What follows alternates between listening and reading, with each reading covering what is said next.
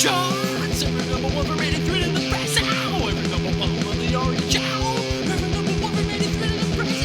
Every number one on the orange charts. Every number one for rated thread in the press. Ow! Every number one on the orange charts. Every number one for rated thread in the press. And every thread in the press. Wow! Yowza! Hello, I'm Ben. Hello, I am Tom. And you're listening to Sunglasses at Night podcast, episode 22, I believe. 2001. Absolutely. This is the podcast where we look back through our Ray-Bans, metaphorical and literal. I'm wearing Ray-Bans right now. At the year gone by, in this case 2001, a year gone by, through the lens of the ARIA charts, aka the Australian Recording Industry Association charts, and ask what the fuck was going on. Lots of questions this year. Frankly. Oh, exactly. So, as Tom said, we're looking at every number one single from 2001. Who knows what was happening? I can't figure it out. But I guess to put some context to that, the songs that people chose to listen to, you know, it's a reflection of the world around them. What news, Tom? What happened in this year that really allowed people to, I guess, feel the, you know, what was it happening in the background? Not much in the news this year. No. Nothing that anyone would remember. I can't for recall very anything. long. That's what I'm asking. Tell me what you got. A couple of buildings got knocked down by some criminals in America. Half the Western world, once and for all, very publicly lost its fucking mind. Unfortunately, that half was in charge at the time. So as soon as we found out that Saudi Arabia had funded and manned the whole thing, we declared war on two countries that, frankly, had it too good for too long, but weren't actually Saudi Arabia. Other than that, what else happened? iTunes came out, starting Apple's latest plan to force all their customers to use something they never wanted for 20 years before abandoning it because it was crap the whole time, which is what's happening now. In slightly better news, NASA landed a probe on an asteroid for the first time. Sadly, it did not contain Bruce Willis or Ben Affleck, but it was playing Don't Want to Miss a Thing from tiny clock radio speakers the entire time, just in case. You know, you don't want to take risks with that sort of thing. And also, you wouldn't know this from listening to the dick slapping competition being had by billionaires at the moment, but US businessman Dennis Tito was the world's first space tourist. He paid $20 million to the Ruskies to be allowed to dick around on the International Space Station for a week, just poking knobs, asking scientists what the buttons do, that sort of thing. Fantastic. That's eating good. Food out of a tube, I guess. Probably stinking the place up with some astronaut-level turds that he was drinking. Yeah, no doubt. Look, That'll be so fit. 20 years ahead of his time. Fantastic. Yeah. We sort of, you know... And what did... Dennis Tito, can you tell me much about his background or not really? Just No. He was a businessman, obviously had enough money to just say, here's some coin, I'm flying up to space. He went... NASA were going to do it originally. They were going to let him... And then they changed their mind. They said no. So he found a... or they stopped doing... They might have stopped doing the launches, commercial launches at the time. So the Russians were just doing it, and I think he just raised the amount of money he was willing to spend till hit the $20 bill, like one of those things at the fair where you test your strength and went ding, and then they let him go up. But yeah, 20. Now, I'm surprised they let him hang around on the space station for a week. Yeah, he had some, you know, status as an observer or something like that. That, you know, I think they said he helped with some of the tests or something like that. Look, I think that's a pretty sweet deal, actually. 20 mil to go up 20 years ago, hang out for a week in a space station. In an actual space station. None of this high orbit thing. You play Bezos like $1 million these days, and you're in there for like 5 minutes. You get up there, you go, you don't even get out of our atmosphere, do you? I don't know. I can't remember who does what, but I know that one of them, Branson, I think, just gets up to the sort of the very limits of, is it the stratosphere? I don't know. Yeah, just and enough then just so sort of that goes, gravity and then stops turns and around again. It's like, I don't know, bro. I'd rather go to the space station for a week. Oh, absolutely. I mean, although, as anyone who's been on a caravan holiday knows, 6 days in a small tube, even if you've got a view of the Earth from orbit, you know, you would start to get a bit... You'd be looking at your watch the last couple of days. Absolutely. That shuttle coming again? And one last thing, music news. Napster was shut down by the Recording Industry Artists Association, not to be confused with ARIAs, even though it's the same acronym. Everyone stopped sharing files over the internet once and for all. And public respect for Metallica grew by leaps and bounds. So absolutely. There's absolutely no way these days to download music illegally, as far as I know. It's all It was about like when they managed to get the GST through Australian Parliament by John Howard promising that very old senator that he was going to get porn off the whole internet, which he was able to convince him because the guy was like 87 and from Tasmania or something. Yep. So, yeah. You know, as everyone knows, you can't share files or get porn on the internet anymore. So, you know, No, I think John Howard... hats off to those pioneers. Definitely right. I mean, a lot of people forget that John Howard, effectively... There's no guns in Australia anymore, thanks to John Howard, and there's no True. porn on the internet, thanks to John Howard. So he did a lot of good if you're against those two things. But, look, apart from that, I can't remember anything about him, to be honest. So. Sure. So a lot of news, a lot of good things that happened. Look, should we get into the music? Let's what do you do say, it. Tom? Yes. All right. So 2001, first song of the year was an extra week of Wheater's Teenage Dirtbag from 2000. I think we covered Carryover that. Chant. We talked about that last week. We all agree that we love that song. Fantastic, and it stood the It was test a of sort time of very incel well. anthem that was ahead of its time. It was an incel anthem ahead of its time, certainly. So after that, moving on to the first new song of the year. Strong start. Oh boy. The year is off to a rough start, Tom. Let's just say that, with Gwyneth Paltrow and Huey Lewis cruising for 2 weeks. First movie song of the year.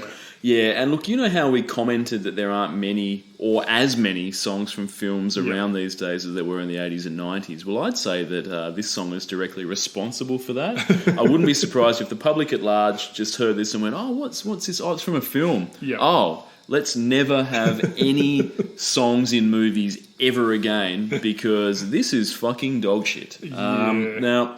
It wasn't even a very popular film. No, either. that's what I don't I understand. don't even know if it got a theatrical release where I was. But I can't recall much about it, but the song itself is a cover of a Smokey Robinson song for Duets. That's the film that you're talking about, Tom. Mm-hmm. And look, the film is pretty shitty. I guess for those that are unfamiliar with Duets, and probably most people are, it's a road film directed by Bruce Paltrow, who's Gwyneth Paltrow's dad. Yep. And revolves around the little-known world of karaoke competitions and the wayward characters who inhabit it. So, I don't know a lot about Bruce Paltrow, but I do know that he'd been involved in the industry for quite some time, but had really not made anything of note. No. So you look at his IMDb, and anyone under the age of about 80 is just like, I've never heard of fucking any of this stuff. No. And dare I say, look, he was trying to get this project off the ground for several years and had no interest, but I assume that once his daughter became the Hollywood star that she signed on for this, and then I guess Bruce was able to say, look, I've got this new film idea. Yeah. Gwyneth Paltrow's attached, and he was able to get the funding to make it. She was really at the apex of her popularity here, correct, I reckon. Yes. Shakespeare in Love had won Best Picture a couple of years ago, and she won Best Actress. Sliding Doors was huge, Mr. Ripley was huge, Royal Tenenbaums came out this year, and who could forget her timeless 2001 role in Shallow Hal, or, of course, as Dixie Normus in Goldmember. Correct. So, you know, people don't forget a thing like that. No, they don't. Look, she was massive at the time, absolutely no doubt about that. So this film, though, look, I won't spoil it. I won't spoil it in case you want to go out and watch this, but effectively it's one of those films where there's sort of three different unrelated storylines. Okay, yeah. And then they all sort of converge at the end for, whatever. So in this case, it's people who spend their time in karaoke bars across the United States, Tom. So Huey Lewis, he's a hustler on the karaoke circuit. So right there you're saying, well, that's not a real thing. No, is there anyone that's actually a hustler that sort of travels from town to town doing karaoke contests? Sort of. No, but you could level the same argument at the Sylvester Stallone film Over the Top, which is about a man who goes from town to town playing in somehow well-paid arm wrestling tournaments that supposedly exist. So this is sort of Or not to mention Kickboxer, the Dark Kumite, which was based on a biography of a guy who basically invented this entire blood sport that never existed. It was not real, yeah. So is this sort of the over-the-top karaoke equivalent of Over the Top, or sort of like a Colour of Money style, Oh yeah, that's another one too. Yeah. But I gather that being a pool shark is possibly or was a real thing, maybe or in the playing 80s. like professional poker or something. Yeah. So, exactly. I mean, but in this, basically, Huey Lewis just travels from town to town. He feigns sort of, this ambivalence to karaoke. Oh, I don't like it. It's terrible. And then, of course, he goes up.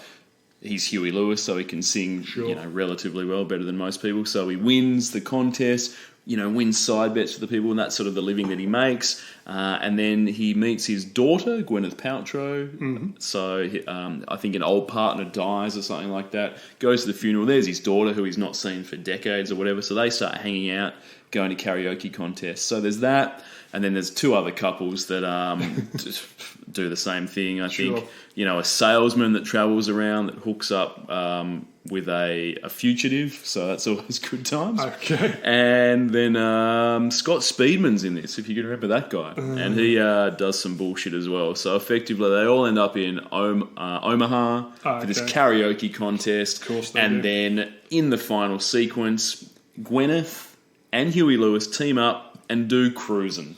Yes. Who wins the contest? Fuck knows, because I couldn't be bothered reading to the end of the Wikipedia article, Tom. But I personally much prefer the 1980 William Friedkin Al Pacino film Cruising, which is about a detective who goes underground to hunt a serial killer through New York's gay S&M leather bars. The music was by Jack Nietzsche, who also did One Flew Over the Cuckoo's Nest and Moulin Rouge, and is a fuck sight better than a duet by Gwyneth Paltrow and Huey Lewis, as is the song Cruisin' by Coolio, the song Cruisin' by the Village People, the song Still Cruisin' by the Beach Boy.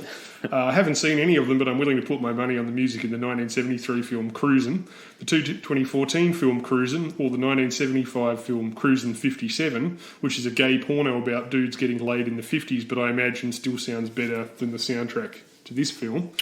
But, I mean, it's a little bit unfair. The original of this is not a bad song. No. It's a great slow jam, and Smokey Robinson's voice is fucking rad.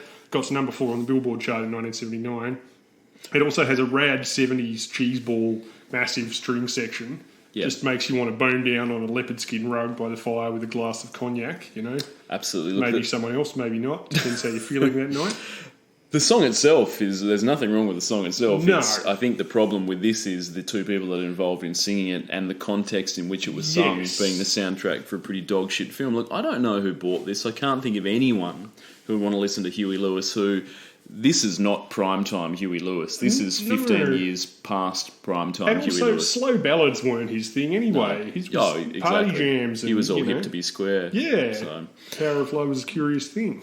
Exactly. Now, look, we have spoken about Huey previously on the podcast. He had a few hits back in the past, but we haven't spoken about Gwyneth at all, and obviously the reason for that is because she's not a fucking musician or a singer to begin with. But I guess the question I want to ask, Tom, is Gwyneth a total cunt, or is she sort of more of a lovable troll? Because the shit that she does these days is so completely ridiculous and must be done for the sole purpose of pretty much just pissing people off and making money. Yeah, it's a bit hard to sell, isn't it? She's got a weird vibe. Yeah. Like, even, not that I read them much, but when I come across things that mention her in sort of, websites which are targeted more at women, or like women magazine articles referring to her or something like that, they often seem undecided about whether she is bad for women in general by being a rich, entitled, ultra-privileged white woman whose wealth has made her go basically nuts. Yep. And who's disappeared up her own vagina on a cushion of, lavender-scented candles. Yep. Or whether she's, like you say, like she's kind of a self-made sort of person who's off on her own weird journey, and she's kind of just, and also she's kind of harmless generally, like, apart from some of the shit on her website. Oh, yeah, of course, like, But that's what I wonder. She's not a Scientologist, she's not a QAnon believer or something like that. But that's what I don't know. Does she sort of go, I'm legitimately selling people actual solutions to problems? Or does she sort of know to herself, look, this is stupid shit, and I think that, it's funny. I used to have the same question about Oprah back in the day. Yep. There was this thing of like, is she just sponging off these people? Because like her audience was from like a different, just a very rich person taking advantage of a middle to lower class demographic of people, and making a lot of money off them. And the question being, is she, does she actually care about these people? Does she really like this stuff, or is she just... Yeah, exactly. Yeah. Oh, look, it's hard to know. But look, I think... Yeah, when we look at Gwyneth's past, I mean, we thoroughly... I mean, I don't know about you, but I certainly loved her in Hook, Shout, Cruel Doubt, Deadly Relations, Malice, Flesh and Bone, Mrs. Parker in the Vicious Circle, Higher Learning, Jefferson in Paris, Hard Eight, The Pallbearer, Shakespeare in Love, Hush, Shallow Hal, Searching for Deborah Winger, Austin Powers in Goldmember, View from the Top, The Sky Captain and the Wood of Tomorrow, Proof, Infamous, Love and Other Disasters, Running with Scissors, The Good Night, Two Lovers, Iron Man 2, Glee, the 3D movie concert, Contagion, very topical these days, Thanks for Sharing, Iron Man 3, Virunga, Mordecai, Justin Timberlake and the Tennessee Kids, Spider-Man Coming Home, and Coldplay, A Head Full of Dreams. But recently she does appear to just be doing less acting work and focusing more on the sort of goop, e-business type situation which showcases expensive products and promotes medically and scientifically dubious treatments, including, Tom, vaginal steaming, jade eggs, which are also known as vaginal eggs, coffee enema devices, and Body Vibes wearable stickers that she claimed rebalance the energy frequencies in her body. And Goop also claimed that NASA developed the material to make those. Goop actually settled a lawsuit regarding the health claims over the jade eggs. And there's also a Netflix series of Goop now, which has been declared, quote, a win for pseudoscience. So she does sort of sell some weird shit. How many coffee enema devices do you own, Tom? I don't think pseudoscience needs a win. It seems to be doing pretty fucking Pretty well. In fact, I think it might be on top, in fact. Yeah, but look, in defence of Gwyneth, what I will say is that she did marry the guy from Coldplay. True. So someone had to take that bullet. So she did, and she would have been serenaded with some of the most boring shit imaginable for quite an extended period of time. So perhaps the whole Goop scenario that Gwyneth finds herself in now is a direct response to the exposure to Coldplay, and none of this is actually Gwyneth's fault. Yeah. Perhaps I mean certainly, prolonged exposure to the music of Coldplay does lead to diminished cognitive function, resulting in the inability to derive fact from fiction, and the real belief that a coffee enema can result in weight loss. So where are the warnings on the CD cases, Tom? We've got warnings for, bad language, adult themes, violent sort of content, those sorts of things. But there's no warning that I know of on Coldplay CDs about the music diminishing your cognitive function, making you unable to tell real science from pseudoscience, reality from conspiracy. 1 minute, Tom, you're listening to Yellow. It was all yellow. The next thing you know, you spent your entire monthly salary on ivermectin, you're claiming the earth is flat, and you're storming the Capitol building.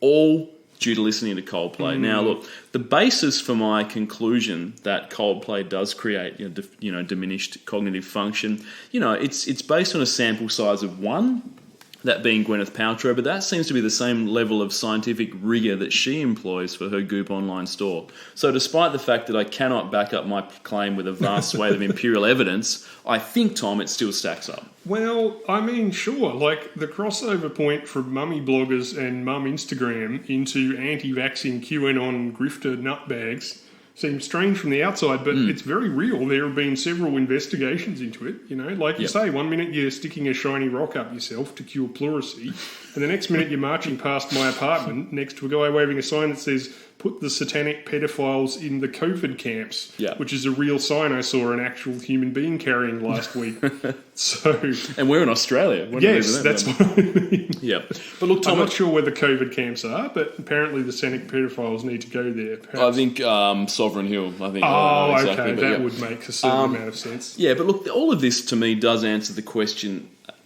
who the fuck listens to Coldplay? I've never really known that. I've always sort of wondered that. And it does appear that perhaps it's not the listener's fault. It's just the fact that they've maybe bought an album, been gifted an album, they've listened to a song here, a song there, and their brain is so destroyed that now they have no ability to determine good from bad, which is why they're buying up Coldplay and BTS collaborations as if this isn't the worst music to be released in the last 2 decades.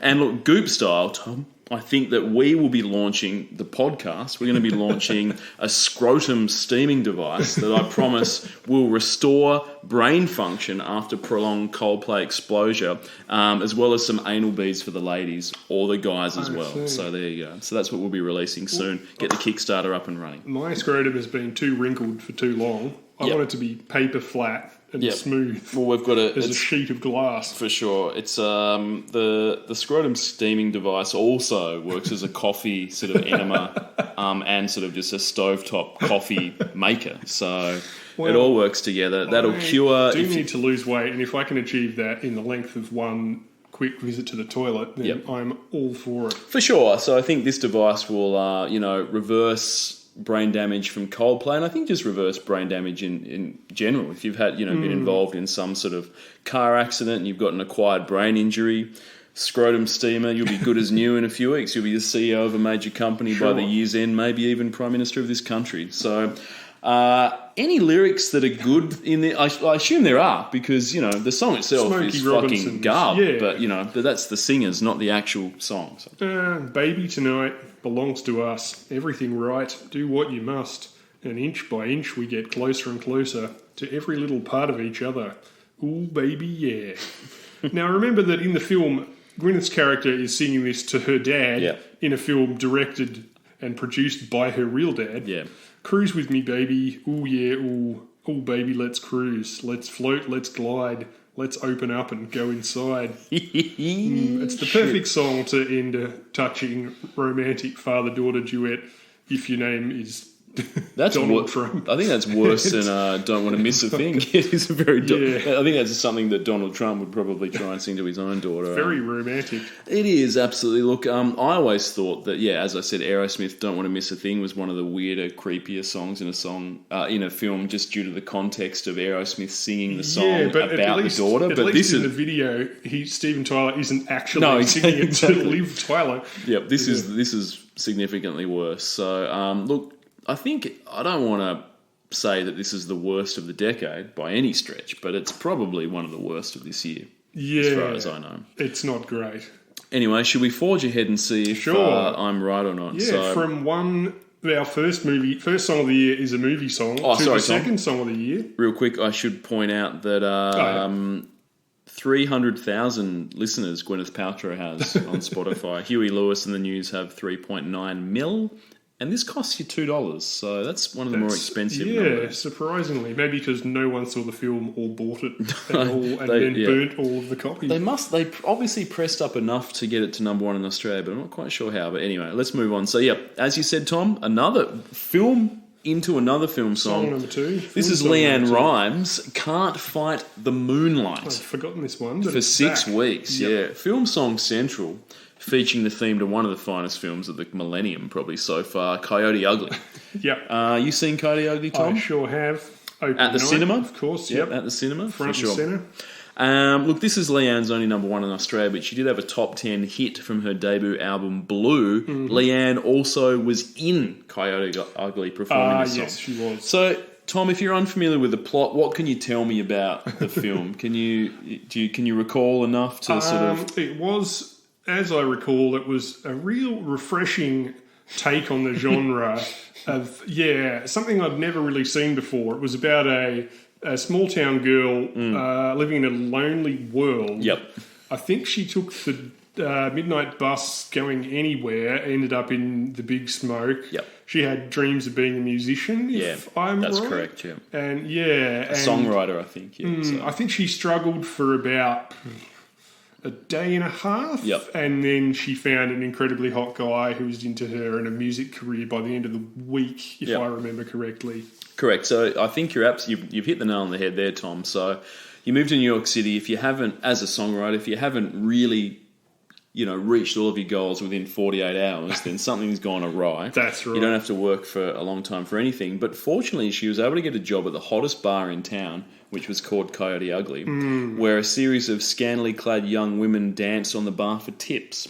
So that's sort of how she was able to sustain herself while, so she'd get up on the bar with some other young ladies, they'd dance, they'd pour jugs of water over their cans Yep. and get tips. And that was enough to sort of keep her afloat Yes. while she pursued her songwriting career. Now, what happens at the end? You'll just have to watch to find out. I don't want to give it away. No I'll spoilers give you on this show. One small hint. Yep. Nobody takes their clothes off. No. Because this movie is PG as fuck. Yep. Also, frankly, the concept of Coyote Ugly, which is a real bar, or it was at the time, sounds in reality about as appealing as the bar run by Tom Cruise and Brian Brown in the film Cocktail. I mean, sure, those twats take 15 minutes to make a fucking Bloody Mary, assuming it doesn't end up in someone's hair while they're throwing it around. But at least they don't start dancing on the bar, kicking drinks into people's faces. Yep. I mean, some people, sure, might be into that if there was nudity involved, or at least bare feet. Quentin Tarantino. But for your average punter, it sounds more like the kind of tourist-ridden hellhole, you know, where you would go to the city, people say, oh, you have to try this bar, then you end up waiting an hour to get a drink, and then a dude with a pop collar knocks it over while he's trying to convince an 18-year-old to do a shot of Midori out of her cleavage or something. Yeah, it really doesn't sell the concept very well.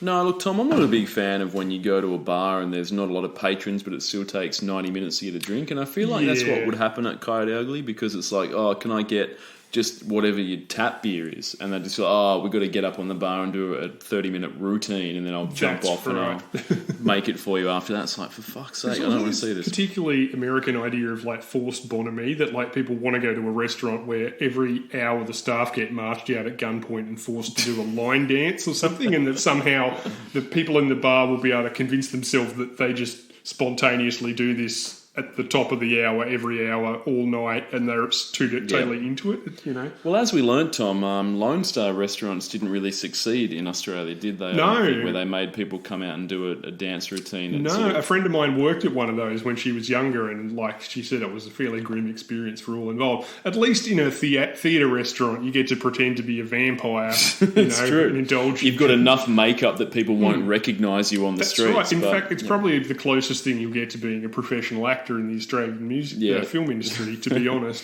Definitely, but I guess the thing about Lone Star is that they didn't make you pour a jug of iced water over your tits, which Coyote Ugly, I think they did appear to. I mean, if you're going to pour a jug of iced water over your tits, why not have your tits out, and then at least you can get paid stripper money. You might make $2,000 a night, you know. Yeah, I don't know. These people are doing this for, you know, normal wages in a bar, and then you get cold water down your leather snakeskin top or whatever you're wearing. Yeah, exactly. I'm not quite sure what sort of quantity of money they were making in the bar on Coyote Ugly, but it was it'd enough. all be tips. It's America, you know. Now, can you remember where the name of the bar came from, Tom? I can, unfortunately. Okay. Can you remember what it was?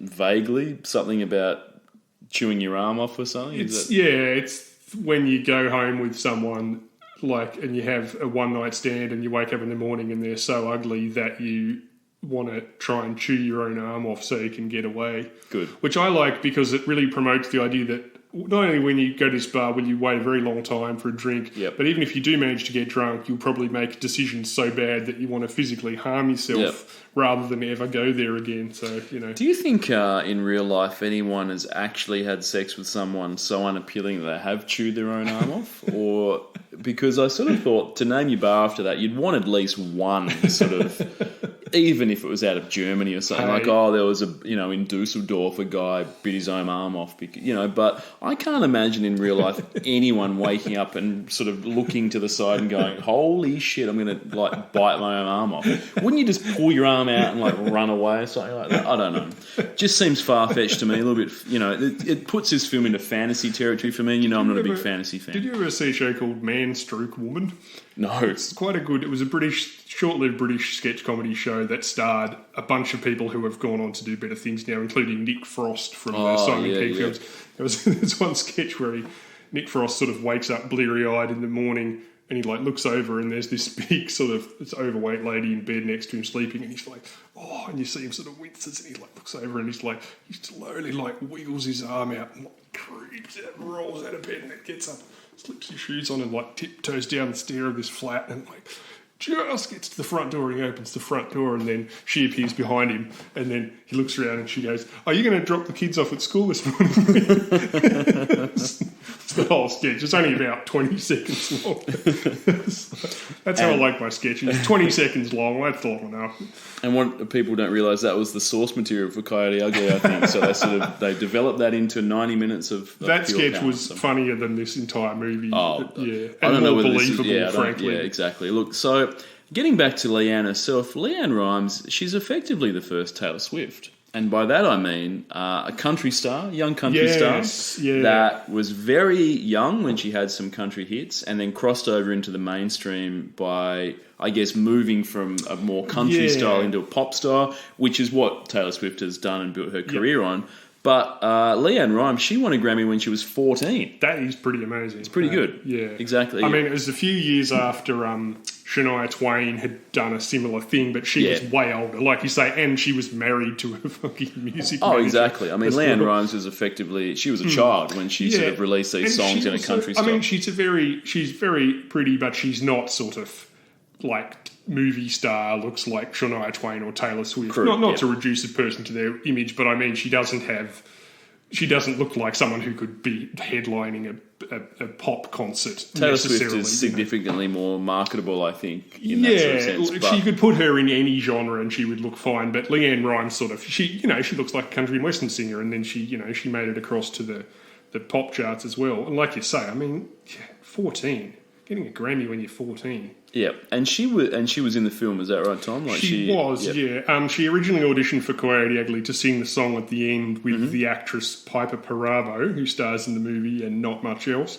No, has she been in anything subsequent to this? I'm not sure. It also starred a young Australian guy who was going places, but I'm not sure where those places were because I haven't been to any of them. Probably something on, Disney Kids. Anyway, she was going to sing the song at the end with the actress Piper Perabo, but after watching cuts from the film, she decided to provide the singing voice for all of the songs sung by Piper Perabo. Now, the word decided is doing a fair bit of heavy lifting there, Ben. What do you reckon actually happened there? Look, I'm not in the industry, Tom, but I effectively, I wouldn't be surprised if someone said, Piper, those vocal skills are not up to... we also got auto-tune at this stage, so the fact that they couldn't auto-tune them into shape says something about Piper's singing ability. Yeah. So I guess they just said, look... How about you just do the acting? You can have the jug of cold water on the cans and we'll get Leanne in to do the actual vocals. Yeah, she didn't even do much of the cans work. It was mostly, they had a sort of background, actress / models to do all that stuff. But yeah, I think you're right. I will say, one thing for Gwyneth, by comparison to this, when you do see her... at the end, they've obviously overdubbed the singing, but it's her singing, and she does have quite a nice voice. Like she has she has the voice of someone who would impress you at karaoke. If they busted that out, you'd be like, wow, that person can actually sing. Whereas, presumably, Piper Perabo was not even good enough to make it into the final of this. Or maybe, who knows, maybe they just thought, fuck it, we've got Leanne Rimes, why not? We've paid Leanne for the song, let's use it. Why fight the moonlight? Well, why fight the moonlight? And look, that does bring up the next question, Tom. Can you fight the moonlight? Because it's sort of, Leanne has suggested that you can't fight the moonlight. And perhaps the case may have been that in 2001 you couldn't face the moonlight. Yeah. But I sort of have a feeling that if I look at one of the space lords we have today, your Elon Musk, your Jeff Bezos, Richard Branson, I wouldn't be surprised if they wanted to take on the moonlight, especially Bezos. I sort of have that feeling that, if he figured out that he could actually fight the moonlight, that Leanne if someone said told him the moonlight had a bigger dick than him, then... Oh, exactly. Yeah. If someone said, look, you got to take on the moonlight, if you can somehow reflect that moonlight away from Earth and then, say, charge Earth a monthly fee to gain access to the moonlight... then you'd say that he'd definitely do that. And I'm 100% sure that the moonlight... I don't think the moonlight would necessarily be be able to overcome, a Jeff Bezos-style giant mirror to reflect that away, fighting the moonlight, taking it on. And I think that, technology... I wouldn't be surprised if Amazon are currently working on that so that one day... all of these guys will be battling the moonlight, and my bold prediction is that eventually they will figure out how to defeat the moonlight, and a monthly fee will be required by us to access the moonlight. Although I'm sure it'll be bundled with Amazon Prime probably. So I don't know. I'm not sure. I just think that these guys eventually will take on the moonlight. Yes. or figure out how to put some sort of logo on it, Batman style, possibly. That might be another option. But Will Leanne look silly then, you think? if Bezos or one of those other guys sort of says, we can fight the moonlight, and then they reflect it off into space, will Leanne be like, fuck, you know? Although, pay some ad agency to say, hey, why fight the moonlight when you can click on the moon and order directly from Amazon? Yeah, exactly. Well, they'll have their warehouses on the moon by then. Just lift your finger on a full night sky and wiggle it towards space, and a drone will come directly to your location. For sure, you'll be ordering some Lego for your kids or something, and it'll just be a rocket fired from the moon straight at your house and sort of drop it off. So look, that's the future. So I'm looking forward to it. What about the lyrics? There must be a lot of great lyrics. This was originally written by Diane Warren, who just comes up pretty much every fucking year. Yeah. She is a hit factory / shit factory that keeps punching out product. If I could turn back time, don't want to miss a thing, no, nothing's going to stop us now, etc. Her song list on Wikipedia is literally 20 pages deep. Yeah. This was the sort of song that helped Leanne Rimes transition from a country star to the pop charts as well, I suspect. Yep. Unfortunately, lyrics weren't really Diane's main strength.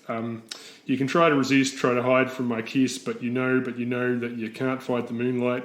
Deep in the dark, you will surrender your heart. Now, Ben, you can't be deep in the dark and in the moonlight. No. That's what moonlight means. The kicker is in the word light, which is 50% of the word. Also, this would be hella creepy if it was a guy singing it to a girl or a girl singing it to her dad at karaoke. But, there's quite a lot of pop songs like that. So, not going to go to bat against that. But, yeah. Oh, look, this is the best song so far this year described, I think. But yes, it's more listenable than Gwyneth covering Smokey Robinson, sure. Even though Gwyneth's voice, I reckon, wins on points. But Oh, indeed, no doubt. Okay, so over Piper Parabo's voice. Oh, for sure. Look, All up next. What's up next? Eminem featuring Dido, Stan, for 1 week. Now, this is considered to be one of Eminem's best songs, in which case I'd hate to hear his worst. I don't really know. Like, you're not a fan of this one? This one's, it's a bit too, I think Eminem, and I'm admittedly not a big fan, like in terms of I don't know his entire body of work, but he sort of falls into either the playful, wacky, fun-loving stuff or some fake emotional bullshit. Yeah. And this one fits into that sort of emotional... Sure, certainly towards the end, yeah. I don't know, I just think he probably should have stuck to songs where he gives shit to Moby, I don't know, is that sort of how it goes? But sure. Look, so the sample from this song is from a Dido song from, I think it's only a year ago, so he's sort of effectively taken that, and then Eminem raps a story about an obsessed fan, so that's, I guess, the basis for this song.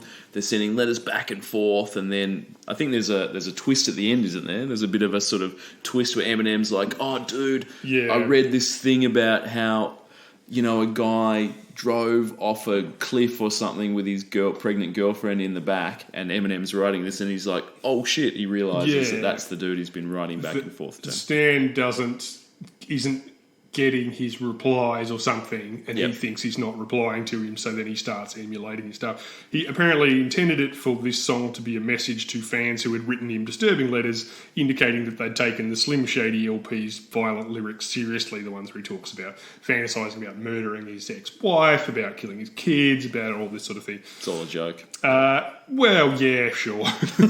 Apparently. Like gangster rap, it's a joke when you need it to be for legal reasons and so forth. Another reason Eminem claims he wrote this was to make the critics who were saying things about me feel stupid. His aim was to disprove those who felt he lacked talent and relied purely on shock value. In a 2011 Shade 45 appearance, he revealed that there was originally a verse where Stan got out of the water, he escaped and came to my house to kill me, then I had to kill him first, but I missed him and he was in the hospital for like 3 weeks. Then he was pissed off that I didn't write him get well cards, so he came to kill me again, and the last verse I finally just blew his head off. Sounds like a Friday the 13th style epic where it's sort of Stan just keeps coming back, and then this could be a horror franchise. Well, similarly, in 2013 he released a follow-up in the form of Bad Guy, wherein Stan's younger brother Matthew avenges his brother's death. Oh, good. Which is like a Friday the 13th all over itself. It is. In fact, I mean, he used to go on stage wearing a hockey mask with a chainsaw, so he probably does have a love for those white trash classics. Oh, look, I'm glad there was a sequel to this, so definitely. Look, I guess what's interesting at this stage is that Eminem had sort of crossed over from... Well, I don't know how... Look, he took a few years of working the underground, as we learnt in the film 8 Mile, until he sort of became a mainstream rapper. So by this stage, he's very, very big. So, I think after his first LP, he was huge already. And so 8 Mile came out and just cemented it. Exactly. So I guess that raises the question, how was Eminem able to overcome the much maligned white rapper stereotype and not just become commercially viable, but also critically acclaimed? Yeah, we've sort of mentioned this before, but what do you think?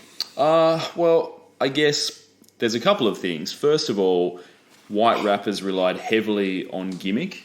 Up to this point, Vanilla Ice was sort of, oh, look, I can dance and I've got a flat top and, But generally, they didn't really have that much talent on the mic. So Vanilla Ice as a rapper was significantly shitter than the best, African-American rappers at that same point. So the talent wasn't there. Whereas I think Eminem's probably, as a lyricist and as an MC, was as good as the other guys that sort of, whether he was, in terms of the underground people. So I think that he sort of brought a better level in terms of his quality on the mic. So there's that. He was just better than the other shittier white rappers beforehand. But also, he also aligned himself with Dr. Dre, who produced his first LP. So I think that, and Dr. Dre, even by the late 90s, was sort of a hip-hop legend, I guess. Oh, so 100%. He was, in NWA, etc., and it had a lot of solo work by that stage and produced a lot of other... Yeah, exactly. So I'd say that, it's probably a bit of column A, a bit of column B, that I don't know whether Eminem looked at Vanilla Ice and went, oh, shit, how do I get credibility by, aligning myself with a certain person? But whatever the case was, by this stage, people didn't look at Eminem as a shitty white novelty rapper. He was a legitimate sort of artist. So. I think the fact that also he was smart enough, either deliberately or just by his nature, to embrace his own white trashness. Yeah, true. In a way that, for instance, Kid Rock would try and imitate by pretending that he didn't grow up very wealthy in just the upper middle class suburbia, and then pretend he was white trash from Detroit or whatever. Yep. Whereas Eminem actually was, he did grow, and I think that added legitimacy to, you will always get 20% bonus points from music reviewers if they think that you sincerer, whatever they imagine that to mean. In Britain it means if you're working class you get 20% bonus points over someone middle class, regardless of your music quality, for instance. Because they're just more legitimate by being working class. Whereas, I guess if in America, in the rap world, if you're poor and you came up hard, then it, I mean, that's all 8 Mile is really. It's just a giant commercial for how shitty his life was until he managed to get anyone to listen to him. Yeah, exactly. It's like an hour and a half of him getting beaten up and shat on, and then 5 minutes of him winning at the end. Yeah, definitely. So, look, I think you're absolutely right. It's sort of the fact that he did have a legitimate backstory that, people... Because I think there's an element of, authenticity in hip-hop, and clearly... being from the streets is considered to be and you also get more respect. But also he's a canny enough operator to bring that into his music and do like songs like this, which are about the way he had already been using murder fantasies and revenge fantasies against his child support and stuff. It's like Anyway, the song introduced the term stan as a verb and a noun. Meaning a huge and or obsessive fan, which is now in the Oxford Dictionary. Is it really? I find it annoying as piss, but maybe I'm just old. It's one of those words that starts off in hip-hop terminology and then white people start using it as a joke, and then it's on Twitter. And, do you think it's good when rap lyrics or teenage Twitter terms pass into common parlance? Maybe I'm just old. It depends whether the first usage of that term was, say... 2012 and then Oxford have put it in there in 2013. You need a few years, I think. Because some of these terms come in and out very, very quickly. That's true. Sometimes they definitely get ahead of themselves. And they put it in there as like, this is a new term we need to add to the dictionary, and in 18 months young people are like, that's shit. No one uses that Yeah, term anymore, I think they do it sometimes just to get the Oxford English Dictionary on the wacky part at the end of the news. You know, Look, like, hey, the Oxford English Dictionary announced that free balling is now. All the kids are saying free balling this year. Did Bodacious make it into the Oxford Dictionary? Is that in there? Pretty sure it was in there last year. Yeah, that's good. I think it's good when they're inventive or they cover untrodden territory, like milkshake duck, for instance.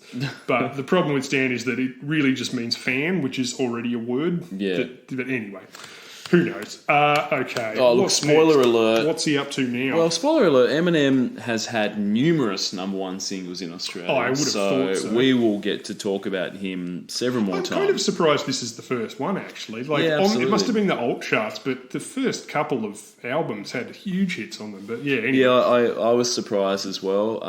This is not one of my favourite ones, but I think that it did have that element that he does employ a little bit later, where this is obviously he's taken a sample of that Dido song, and that was the sort of hook. Yes. But then later on in his career, he does team up with more pop stars, so he does a few duets with Rihanna, I think, and other things like that. So it's sort of, rather than just him doing his rapping for the whole song, he'll do his verses and then he'll get in like a guest to sort of do a hooky sort of pop vocal, which some people were probably feeling, others less so, but he certainly has success with this formula in the future where it sort of has a female hook involved in with that rapping. It's probably more common in rap music now than, I'm not saying people copied him, but it's formula definitely, especially with the crazy auto-tune. At least Dido can sing the actual chorus. Oh, exactly. Look, personally, I know a lot of people prefer Eminem's older material.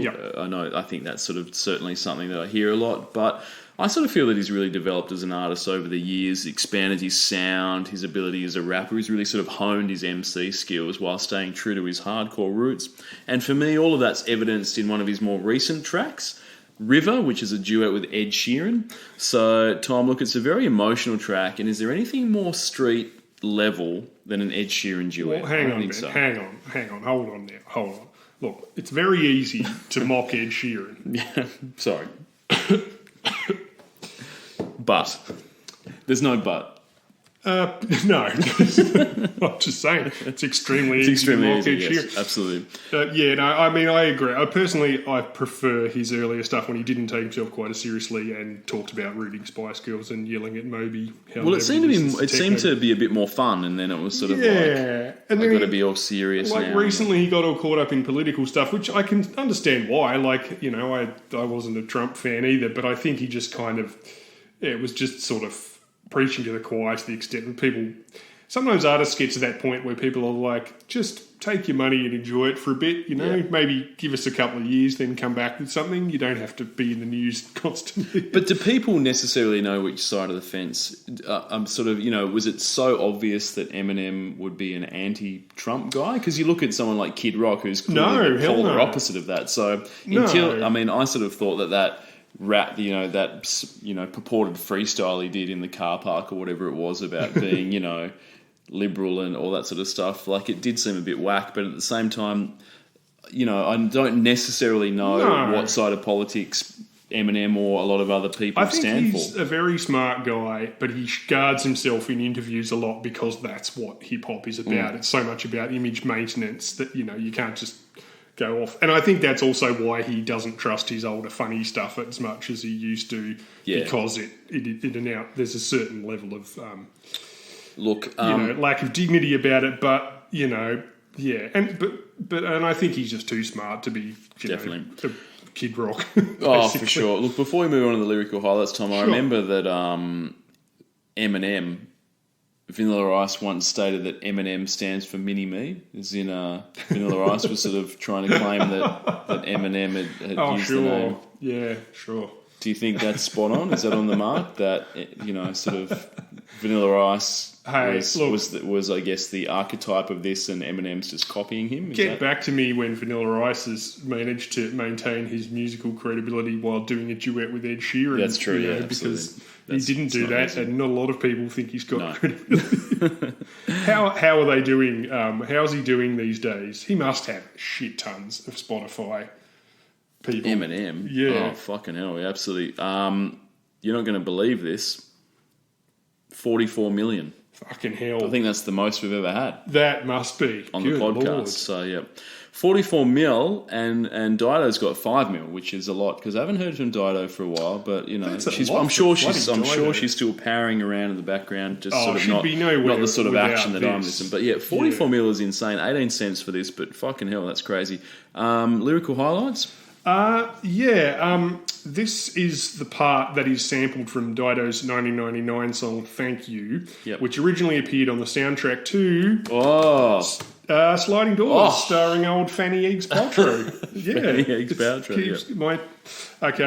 She says, "My tea's gone cold. I'm wondering why I got out of bed at all. The morning rain clouds up my window, and I can't see it all. And even if I could, it'd all be grey.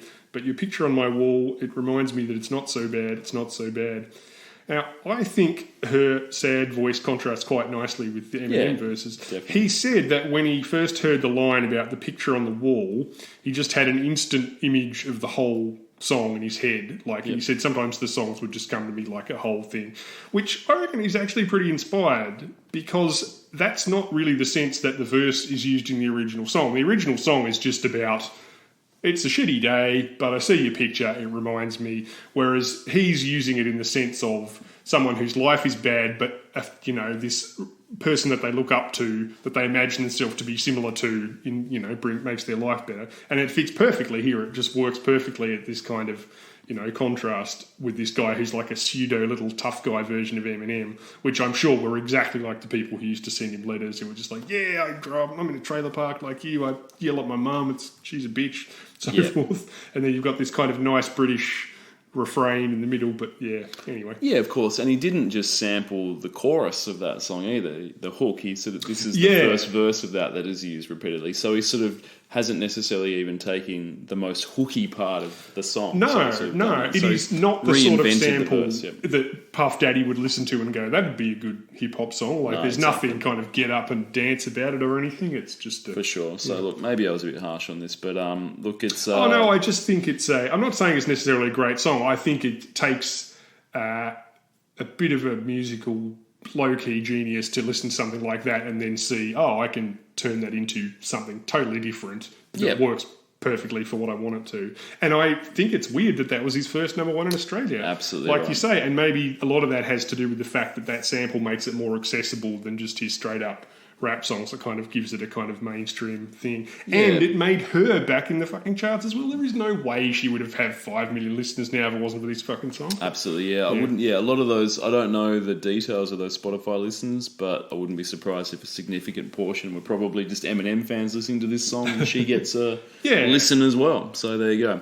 All right, Tom. Moving on to the next song, it's Maya. Is it Mia? Maya? I should have checked that. It's got a because it's got an acute above the Y. I always thought it was Maya, but it might be Mia. That acute might be Mia. Mia? Let's say Mia. I should have checked that. That's Case of the X. Look, one of my favourites from the Lady Marmalade 4 set.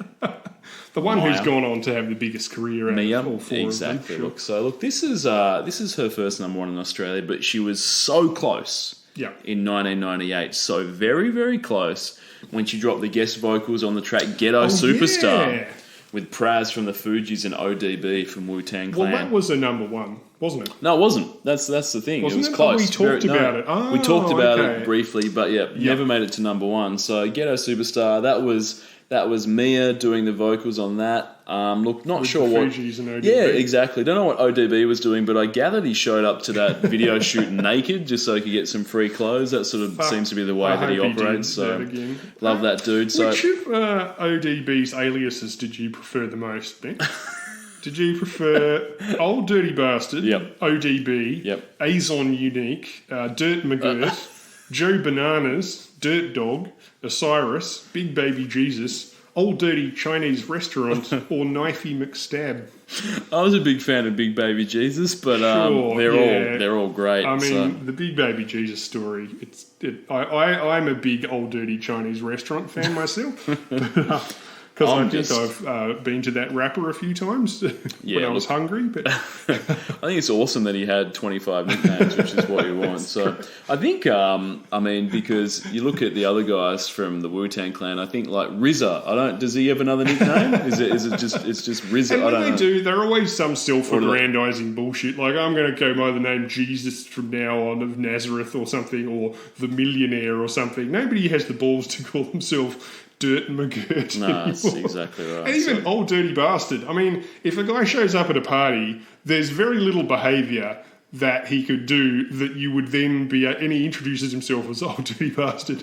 There's very little behaviour that he could then exhibit where you would be allowed to go, well, look, you've really brought the tone down now, where you couldn't just say, well, look, my name's Old Dirty Bastard. What do you think I was going to do?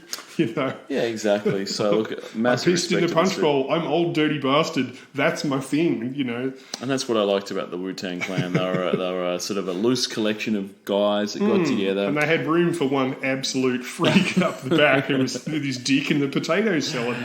Definitely right. And they also were one of the first, I think, hip-hop, well, probably just artists in general, to have a clothing line and then just have a song that was effectively just like a PR sort of... Yes. They had that rap song which was just telling people to buy Wu wear, and it was like, that's great. Is this a commercial? Is this... Whatever, it works well. So, look, I don't know what the better song is, Ghetto Superstar or Case of the X, but Ghetto Superstar also featured in the film Bullworth with a rapping Warren Beatty. Yeah, I believe Mia also tried to get a rapping John Howard on this one. Okay. But apparently his rhymes were so filthy she had to kick him off the track. Also, he showed up naked and said he needed money for Louis Vuitton bags. Oh, yeah. On a more practical note, this was number 2 in America on the Billboard Hot 100, which Ghetto Superstar did not manage. Okay. So bad luck, Old Dirty Chinese Restaurant, I guess. Yeah. Because Mia's back and, you know, she's not quite number 1, but number 2 on the Billboard in America is pretty amazing for this song, which is, you know, what do you think about it? Oh, look, I think musically this is very representative of what's to come, but I wouldn't necessarily... It's either... To be honest, this probably isn't the song that set in motion this sort of type of music, because we spoke about Destiny's Child last week, and Destiny's Child, Say My Name, was a hit, and they had a lot of hits, and this song, it's sort of a very poppy R&B type song, and it could be a Destiny's Child song. It sounds like it could be a Destiny's Child song. It was written and produced by Tricky Stewart, Tracy Hale, and Tab Nicarani. Yeah. I can't pronounce that. Between them, they were responsible for Single Ladies, Touch My Body, What's My Name, and Umbrella for Rihanna, and have written for Destiny's Child, Britney, Christina, Usher, Bieber, Toni Braxton, and did a whole bunch of Mia's other songs, which is probably why it sounds so similar. In particular, I thought it sounds quite a lot like Jumpin' Jumpin' by Destiny's Child in some parts. Yep. That came out 2 years prior to this. Yeah.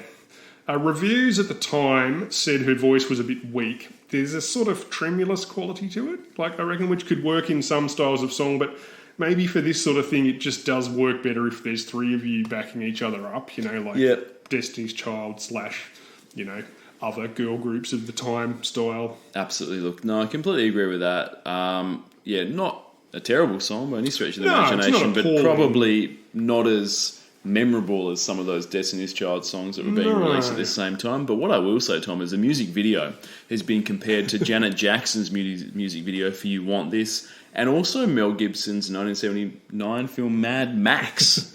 Now, look, I watched the music video, Tom, and I've seen Mad Max as well several times, and I can't recall it being 95% dancing, nor can I remember such a large quantity of rhinestone pleather halter tops. But, you know, for some reason, you know, that they are very compatible, they are comparable, but if this is meant to be post-apocalyptic, this video clip, everyone had very nice hair and makeup, I will say. Yeah, I had to say, I thought it looked fucking uncomfortable, to be honest. Like, it's a pretty cheap video. It's basically just some people dancing in the desert in front of some cars. Yep. They're totally exposed to the sun. There are no clouds. There's no shade or trees to be seen. They're dancing vigorously on top of just a pile of dust, using fairly elaborate choreography. There's a lot of doing push-ups in the dust, jumping around. There's a lot of swinging large metal poles around for some reason. And, of course, it's 2001, so all the dancers, who are mostly women, are wearing full-length, low-rise denim jeans, one of the most uncomfortable fashion items I've ever personally worn, with great big heavy belts, big shoes, and visible G-strings just in case one of them might have escaped from getting a sand-filled wedgie after 10 minutes. And also all the guys are wearing giant cross-colour pants and baggy black clothes and black baseball caps. It looks like a bit of a nightmare. If it cuts between some shots, and in some shots my hair looks really well made up, like you said, like she's got a sort of, sort of semi-perm, like wave thing. And in other shots, you can see it's just drenched with sweat. Yeah. Like they've obviously just been doing this shit over and over again for ages. Yeah. For sure, Tom. And I was thinking less Mad Max and more Kevin Costner, the Postman. Is that what you... I don't know. or none of the above. I was sort of just wasn't really getting any of those post-apocalyptic films, to be honest. But there is one sequence where one of the male dancers sort of works his hand around Maya, and then it's sort of... There's a quick cut just as it looks like he's about to grab her vagina. So I'm not sure what sort of happened there. But nothing actionable. I don't know whether it's sort of like, this is getting a bit sketchy, but it's sort of, it wasn't, I sort of watched that and went, she doesn't appear to be super, something that looks choreographed, and she's sort of like, I don't know whether I'm sort of feeling this. So there might be a Me Too moment coming out of this video clip. Let's wait and see. But look, it is good to see that, obviously she's a great singer and went on to be one quarter of Lady Marmalade crew. But not only, I think she also worked as a model at some stage, which wouldn't surprise me. She was, I guess, has that sort of modelish physique, I guess. She's, not unattractive, certainly. But she also branched out into acting as well, Tom. Yep. And she had a part in Dirty Dancing Havana Nights, which I think... I don't really know. But certainly, to this point, I'd say the best film in that franchise, the Dirty Dancing franchise. So it's the one most people think of. I think so, have you seen, Dirty Dancing Havana Nights? Of course I have. It's like, have you seen the original? Like, No. What are you talking about? I didn't even know there was a film before Havana Nights. It's that good. But I gather there's another one coming up. So look, she's, I think, triple threat. Actress, singer, model. Let's see what work she's going to do in the future. Sure. I hope if there is a Dirty Dancing 3, she's involved in that. And look, we may get to talk about her again in the future. I should also point out that the CD single for this song, Case of the X, she appears to be wearing like a sexy nurse outfit for no apparent reason. But she's also wearing a white cap with Maya written on the front of it, and I have massive respect for people that wear their own caps. I think that's a sick look, to just get around with a hat that just has your name just written across the front of it. That's fucking radical. Oh, tell me, if I went past a shop and they, in the window, had a couple of pony high-top sneakers with the word Tom written on the tongues, Axl Rose in 1995 style, I'd be paying whatever those fucking things cost, regardless. Oh, yeah, look, I want some of those Axl sneakers. I don't think they're ever mass-produced, unfortunately, but yeah. What about the lyrics to this? Okay, this is about getting worried when your boyfriend's ex-partner starts calling him up on the phone, which was a common sort of, that's the girl group kind of... lyrical, thematical subject. Now, what is it that she wants? Tell me, what is it that she needs? Did she hear about the brand new Benz that you just bought for me? Because you all didn't have no kids, didn't share no mutual friends, and you told me that she turned trick when you all broke up in 96. Now, prostitution aside, she's not worried that he's already cheating on her. Which is what it would normally be about. She's just worried that he'll be tempted to cheat on her. So the song is one of those ones where it assumes that the man is essentially powerless to resist any invitation to put his genitals into someone, even though the ex-girlfriend sounds like a crazy biatch and he just bought you $100,000 car. Yeah, exactly. I don't find that annoying on behalf of men or anything, but it does suggest someone who maybe has some trust issues. Yeah, I would suggest You've got you've seen one phone call from someone you used to go out with, and now I'm suspecting that 5 years of our relationship's about to go down the toilet.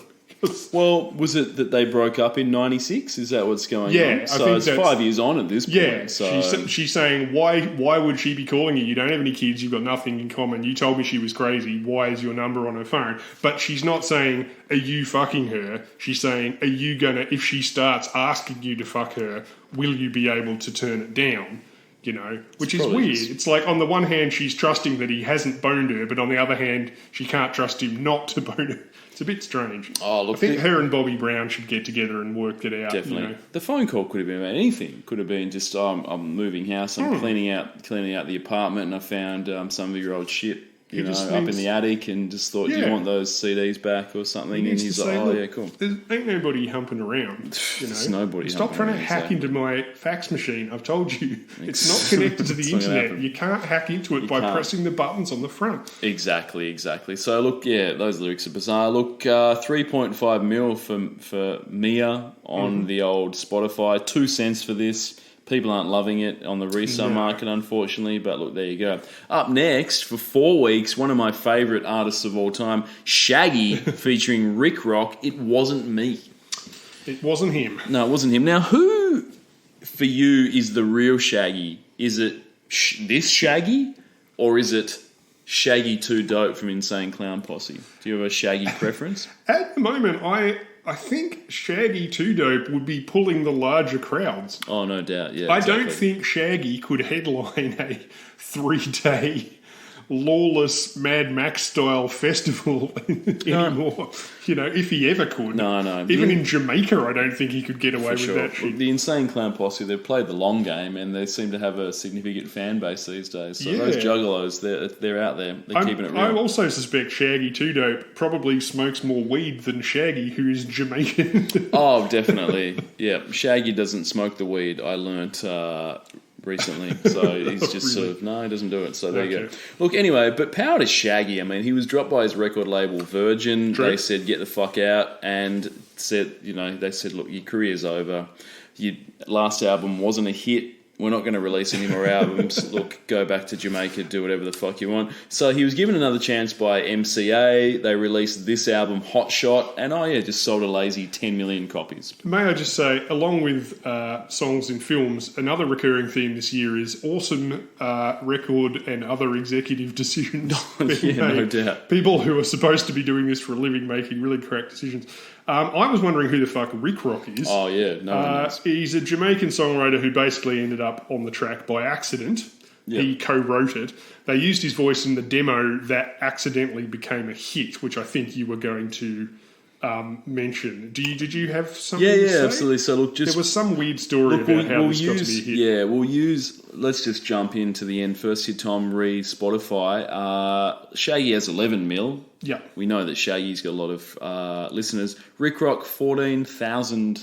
So not quite the same level. So yeah. So, and I gather those 14,000 Rick Rock listeners on Spotify every month are probably just listening to this song, perhaps. So, poor Rick Rock, no one knows who the fuck he is. I've got no idea. Oh, 2 cents as well, just in case you want to buy someone for Christmas. But order now because postage is delayed. Look, anyway, so music piracy's obviously ruined a lot of music careers, Tom. We know that. Yes. So, Metallica for one. I mean, Lars had to sell his multi-million-dollar art collection due to Napster. We all know that. We know that's what happened.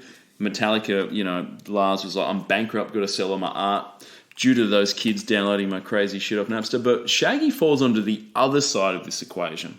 Mm. So this is a story that I guess is the less told narrative of sort of music piracy or whatever. So It Wasn't Me was never originally intended to be released as a single, but before the original version of Hot Shot was released in August, I think, of 2000, there was a Hawaiian DJ by the name of Pablo Sato, and he downloaded the album from, quote, a Napster-like MP3 site that he won't name. So he was on the internet, found the album, the Hot Shots album by Shaggy before it had been commercially released. He listened to it in his car and realised that It Wasn't Me was the standout track on the album. So he just went, this is the best song on the album by far.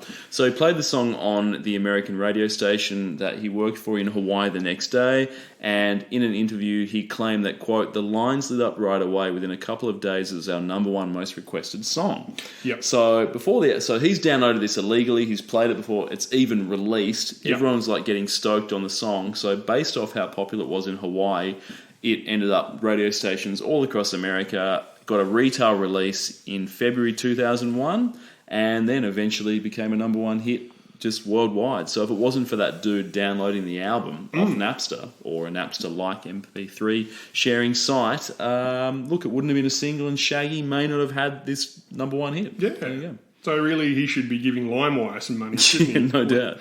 On the other hand, this contains an uncleared sample of Smile Happy by a band called War, which he got in trouble for because he wasn't expecting to have to actually use it. So piracy, swings and roundabouts. This song was also inspired by one of the many bits from Eddie Murphy's Raw special that have aged super well. So what are the lyrics about then? Jump in, Tom. Look, you've got some lyrical highlights, no doubt, but I guess the overall vibe of the song, or the theme, is that you're in a situation where you get caught by your girlfriend banging your neighbour, and then she catches you dicking her, and you just deny everything and say, it wasn't me. That was the part from the Eddie Murphy thing, I think. Despite the fact that you've been caught red-handed. But look, and, at the time, Shaggy also liked to outsource most of the actual work to others, I think. So he does about 25% of the vocals in this. Yeah. And the other dude, Rick Rock or whatever, wasn't even a singer. He was just a songwriter. Does the rest of it. So, yeah. Look, it's fair to say that this gaslighting anthem has a simple message. If you're caught cheating, lie about it until other people start to doubt themselves. Yep. A policy that works extremely well right up to Supreme Court level if you're white, male and rich, but not so much for everyone else generally. On the other hand, it's delivered in quite a complicated way. Like, it starts with Rick Rock showing up at Shaggy's house and telling him about how he just got busted boning another woman by his, Rick Rock's, girlfriend. So then the choruses are Rick Rock describing the various circumstances around getting busted, the number of times he got busted, the various sexual positions he employed while getting busted by his girlfriend, who apparently videotaped the whole thing at length and is very patient. But then that's interspersed with choruses where Shaggy, in his role as a greasy gaslighting prick, advises Rick Rock, to refuse any blame and or consequences, and that probably his girlfriend is a psycho murderer anyway. Rick Rock eventually has a change of heart in the final chorus. Want to tell her that I'm sorry for the pain that I've caused. I've been listening to your reasoning, Shaggy. It makes no sense at all. Need to tell her that I'm sorry for the pain that I've caused. You may think that you're a player, but you're completely lost. That's why I sing. Which sounds like it should lead into a final chorus tweak to show some sort of remorse or some sort of plan to get his girlfriend back or something, but instead it just goes back into another chorus of him singing about she caught him fucking on the bathroom floor. So it doesn't actually lead to anything at all. There's I just have to mention one last thing. I probably shouldn't be advertising any other podcast, but there's a podcast called Punch Up the Jam. It's a podcast about music with Neil Bradell that used to feature a guy called Demi Adijuibe, who's a very talented musician and comedian. You might have possibly seen his 21st of September videos. If you have, you'll know what I mean. He makes these elaborate kind of stunt videos every 21st of September in the tune of that song, do you remember? Yeah. In the podcast, they would analyse a song. They're both good musicians, and then one of them would perform a pumped up version, which would be like their own version of the song. When they did this song, Demi did a version about a guy who gets busted committing a murder and just denies the murder in court. So it's sort of instead of Shaggy, it's one lawyer and the other lawyer. But it's quite funny. I'll put a link in. But anyway, fantastic. That's enough about that. It makes about as much sense as the original, to be honest. I'm just glad that the girlfriend had the patience, as you said, to film the entire thing. So and all the positions. Like, there's more than one room involved in this. They're banging on the sofa, then banging on the bathroom Sony Handycam. She's going to the lounge room. He's got her bent over the sofa. And so, you done yet? No, I'm still going. Well, I think what's more surprising is the fact that Rick Rock didn't see the girlfriend filming him. I think that was the thing. That's because the fact that, she's there with a handycam, several different rooms of the house. That's what I find unbelievable. The fact that he's banging someone all over the house with her filming the whole thing and he didn't even spot us. Perhaps the girl next door was visually challenged and Yeah. didn't see the girlfriend over the shoulder with the red light going on the handy cam, Look, I guess we won't ever really Who know. can ever say, yeah, yeah. who can know? But yeah, look, it All right. raises more questions than answers it provides. But great track. Up next, Tom. Holy fuckballs! Look, Popstars season 2. Oh, yep. Yep, we talked about it last week with Bardo. Yeah. And the bar was pretty low to begin with, but this is significantly worse than Bardo.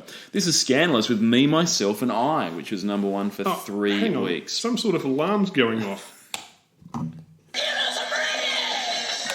Oh no, that's the Axl Rose reality TV show music alarm. Give me some reggae, exactly right. Look, so... Give me some pop stars. So season 1 of Popstars, as we talked about last week, was a girl group, Bardo. Yeah. Fucking garbage. Season 2, they said, look, we're going to allow... We want to create an S Club 7 style mix of guys and girls yes, yeah. to get a mixed sex group, and the results were mixed, to be honest, ranging from terrible to excruciating. Is that a fair assessment? It's a very fair assessment. My question for you was, what do you think they gained by removing the letter O from their name?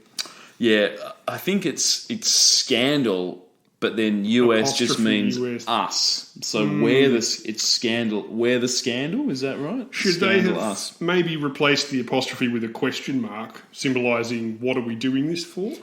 Or perhaps an Probably. asterisk, like in Bewitched, symbolising an anus, which I think is what they did in Bewitched. Look, the music's awful, the group's terrible, and the name just sort of makes you just want to punch yourself in the head, doesn't it? So They one were of those also things- not scandalous in any way. No, they weren't at all, Tom. Absolutely not. Look, I'm got a confession to make. I saw these guys perform in a Woolworths car park, in a suburban Woolworths car park, and I was blown away. I'm going to say that, Tom. So, and by blown away, what I mean is that I thought that they were going to be shit.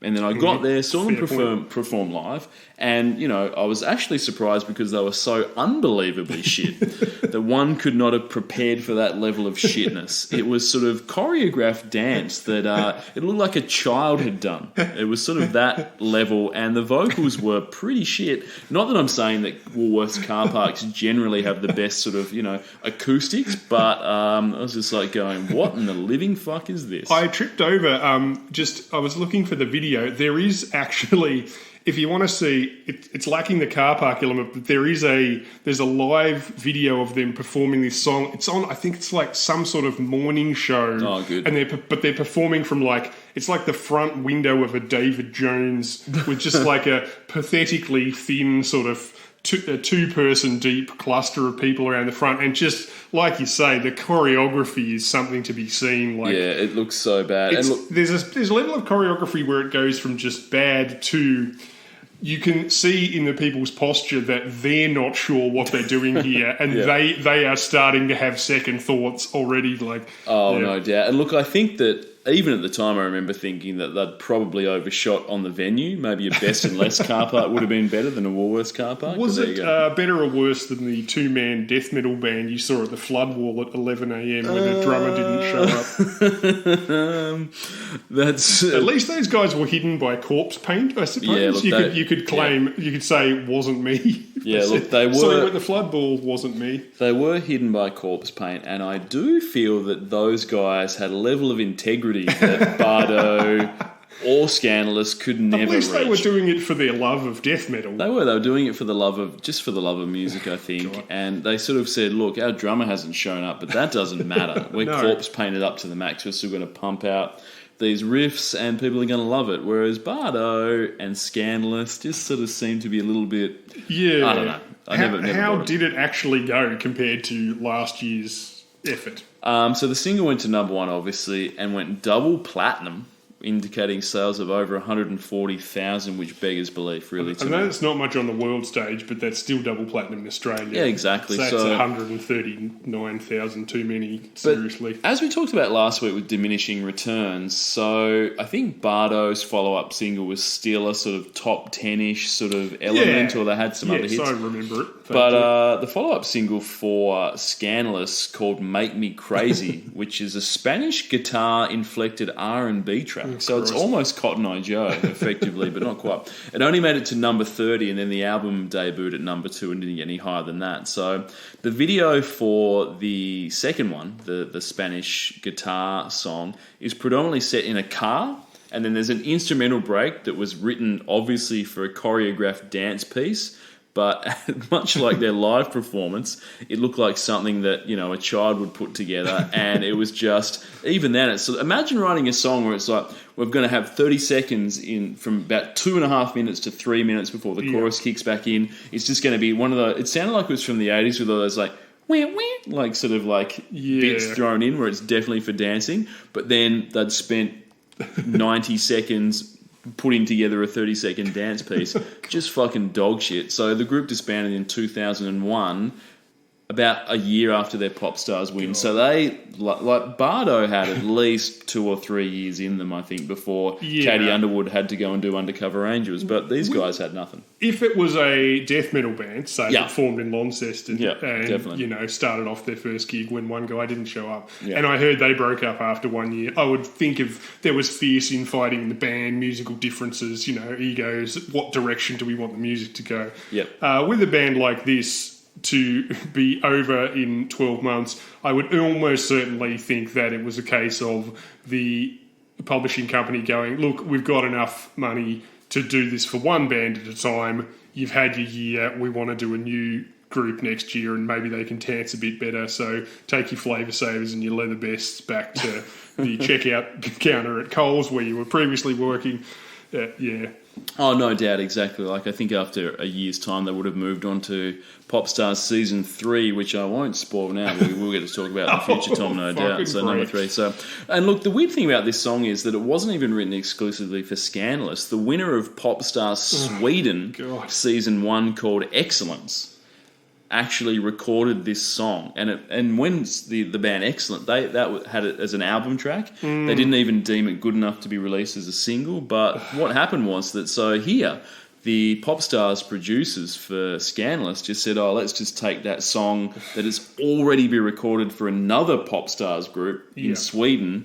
Let's just grab a track off their album for your single. So, and look, I'm going to say that the Excellence version, it's about as shit as this, but, not one is not better than the other. No, still. I mean, props to Sweden for at least having the quality control level to go, this is not good enough to be a single. I mean, at this point, the Australian commercial pop production industry, led by inspirational figures like Kyle Sandlands and that twat with the mullet off Australian Idol, have demonstrated that they've had 6 years to learn how to write an acceptable Destiny's Child knockoff and failed. Had a decade to work out what made Kylie Minogue work and failed, and had the entire 80s to learn what an international audience did want from Australian music and failed. So far, they've succeeded in knocking off a New Zealand reality TV show and generating a bad rip-off of Bardo. Yeah, exactly. I mean, Remember when we talked about Stock Aitken and Waterman and we said how low quality the music was? It sounded like it was just recorded on a Casio. Exactly. This sort of has that same vibe. It does. Yeah, we're talking 15 years advancement in technology, but it's still sort of... The mix isn't even right.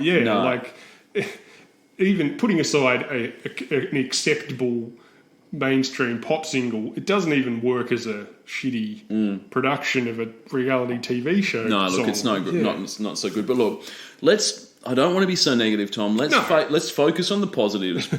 And I will say that Scandalous single-handedly revitalised the Australian pleather industry. Is that a fair assessment? Oh, that's a very fair Because they're wearing a lot of pleather in Me, Myself and I. They're wearing a lot of pleather in that follow-up single. I think the album cover's got pleather. There's just pleather all over the fucking show. They may have got a shipment of pleather vests from the now-defunct Eurodance industry. Oh, no doubt. Coming across the Atlantic from there. And people may say that I'm shitting on pleather, but look, as a vegan, which I'm not, but let's pretend for a second that, pleather is a more sustainable, there's no animal cruelty involved in pleather. It would be a shame to think that any animals died so that Scandalous could happen. Exactly. So look, Tom, I think the problem with this podcast is, And I'm not talking about that in the sense that what the problem with the podcast is now, but I think the problem that you and me are going to face with this podcast in the future is that for the next decade, there are so fucking many of these TV reality people songs that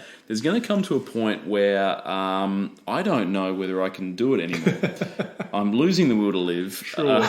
But one thing we can do, and I think we're going to have to do this, is try and find out what are they up to now? What are these guys? Okay. Because a lot of people had sort of pinned their entire careers, I guess, on sort of rather doing the difficult thing of writing your own music, maybe forming a band or finding like-minded individuals to write music, working it up, trying to get some demos together, play some shows. People wanted to take the easy option out of, let's just go on a TV reality show and then we're going to be famous from there. But what we've learnt from Scandalous is that it doesn't always work out, does it? You do this sort of stuff, but what did they do after that? And that's what the most important thing is. So, look, let's have a look at the members of Scandalous, Tom. Sure.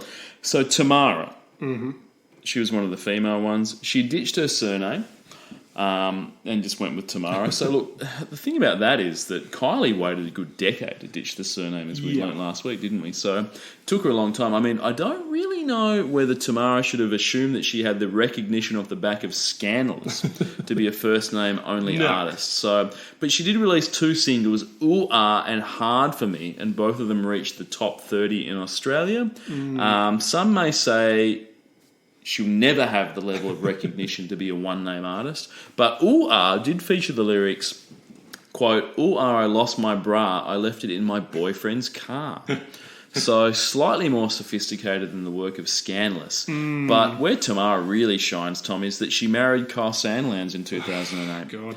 And was the only act signed to the King Kyle Records label. So the union only lasted 2 years, and Kyle revealed on air that the wedding was, quote, a disaster. So, yes. Apparently she told him that they were making the biggest mistake of their lives the day before the wedding.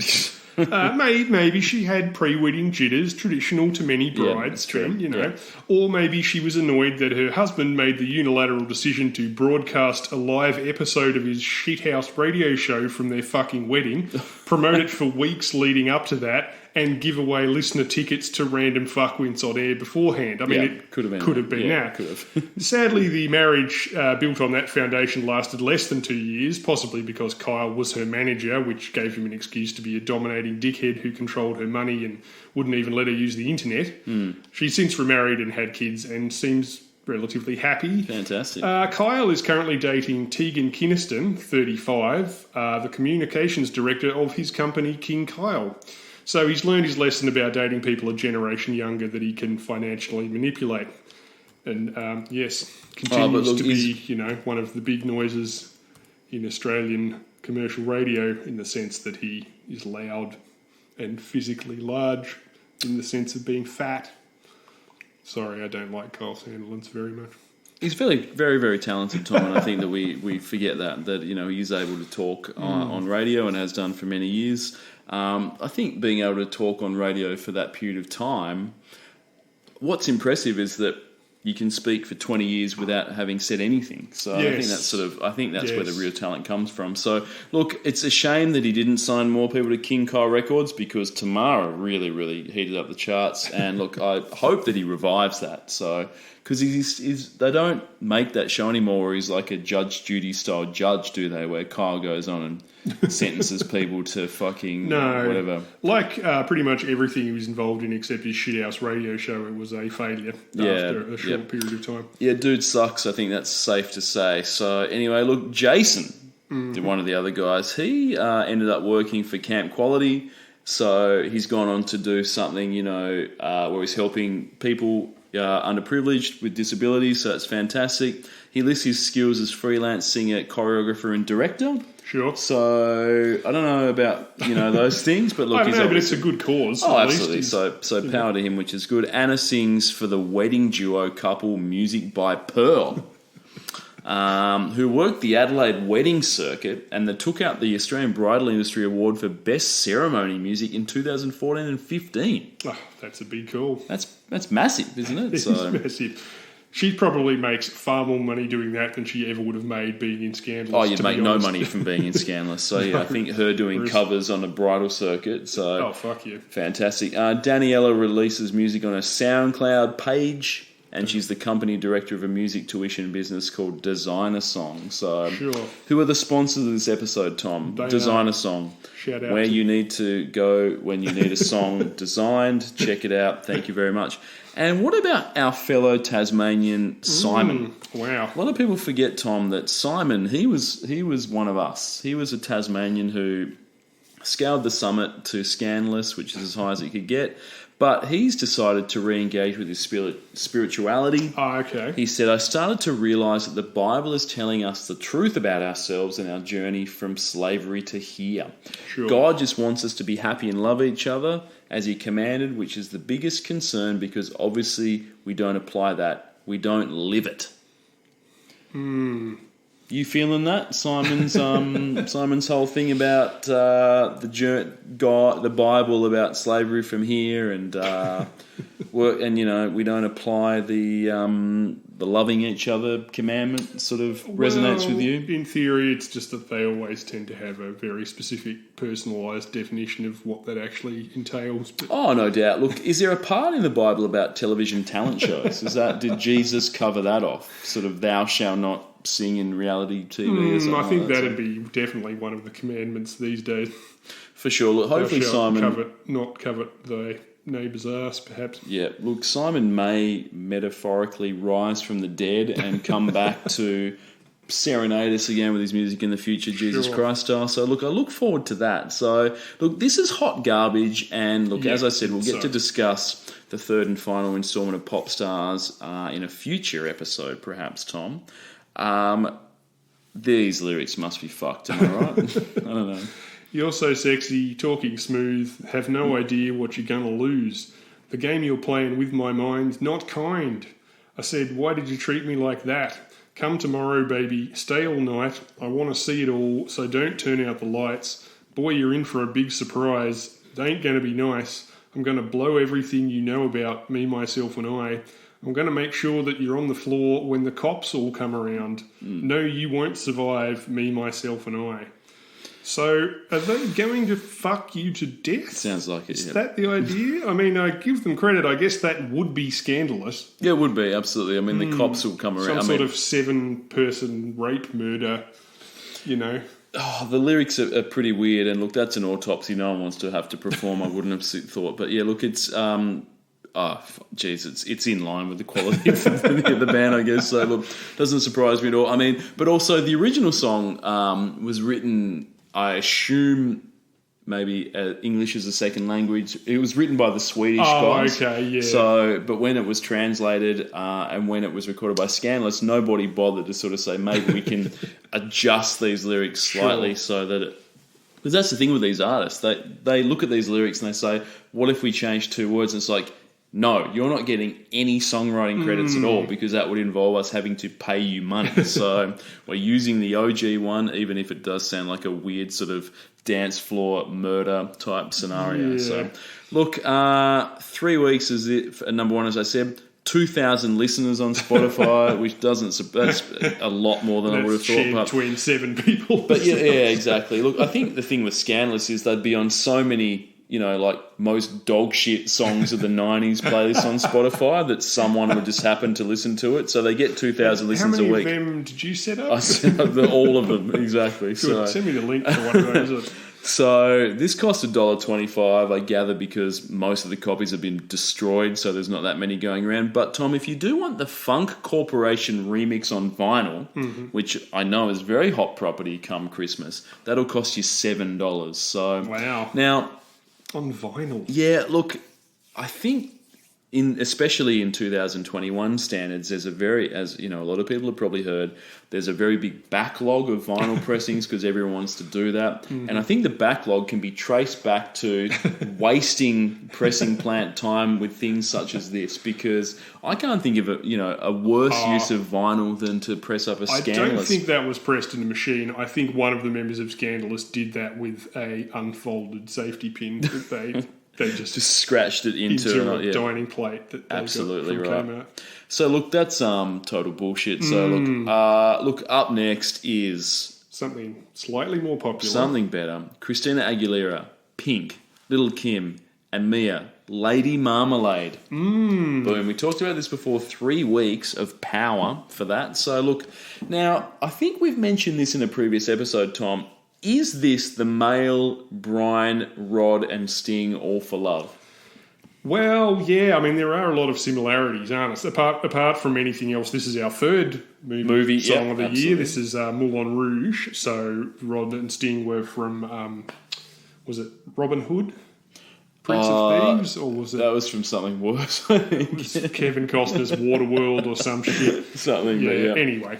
Yeah, look, so that's, I think that Ryan, Rod, and Sting, All for Love, was definitely 3 of the hottest stars at the time getting together to do a song. Sadly, yes. These are probably some of the hottest artists at the time. Aguilera, big. We've already spoken about Pink last week. Little Kim, she's doing, wrapping it up. And we've already spoken about Mia this week. So 4 big names doing this. So very comparable to that. But, we don't know if, like All for Love, there was a Pink, Christina, Little Kim, and Mia 4-way in the studio.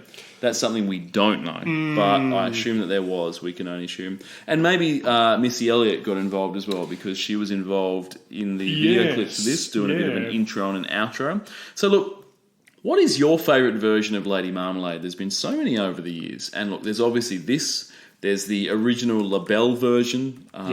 There's the All Saints version, sorry. This one, obviously, from Moulin Rouge, and I think my personal favourite, Tom, is definitely Sabrina's version from the 80s, so, which, we all love Sabrina from Boys, I reckon Boys, that'd Boys. be my favourite, probably.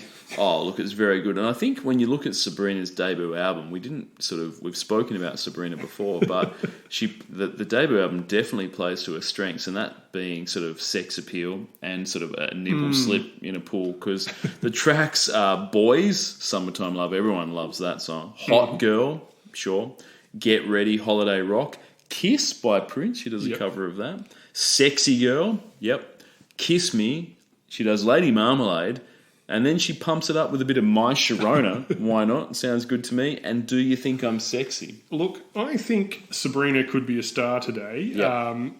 If she was that age now, if she had Max Martin writing songs for her and the right vocal coach and stylist. I mean, it worked for Katy Perry, didn't it? What the fuck was on her resume in 2001? Not a lot. Bedroom mirror dance skills, looks a bit like Zooey Deschanel, Christian question mark.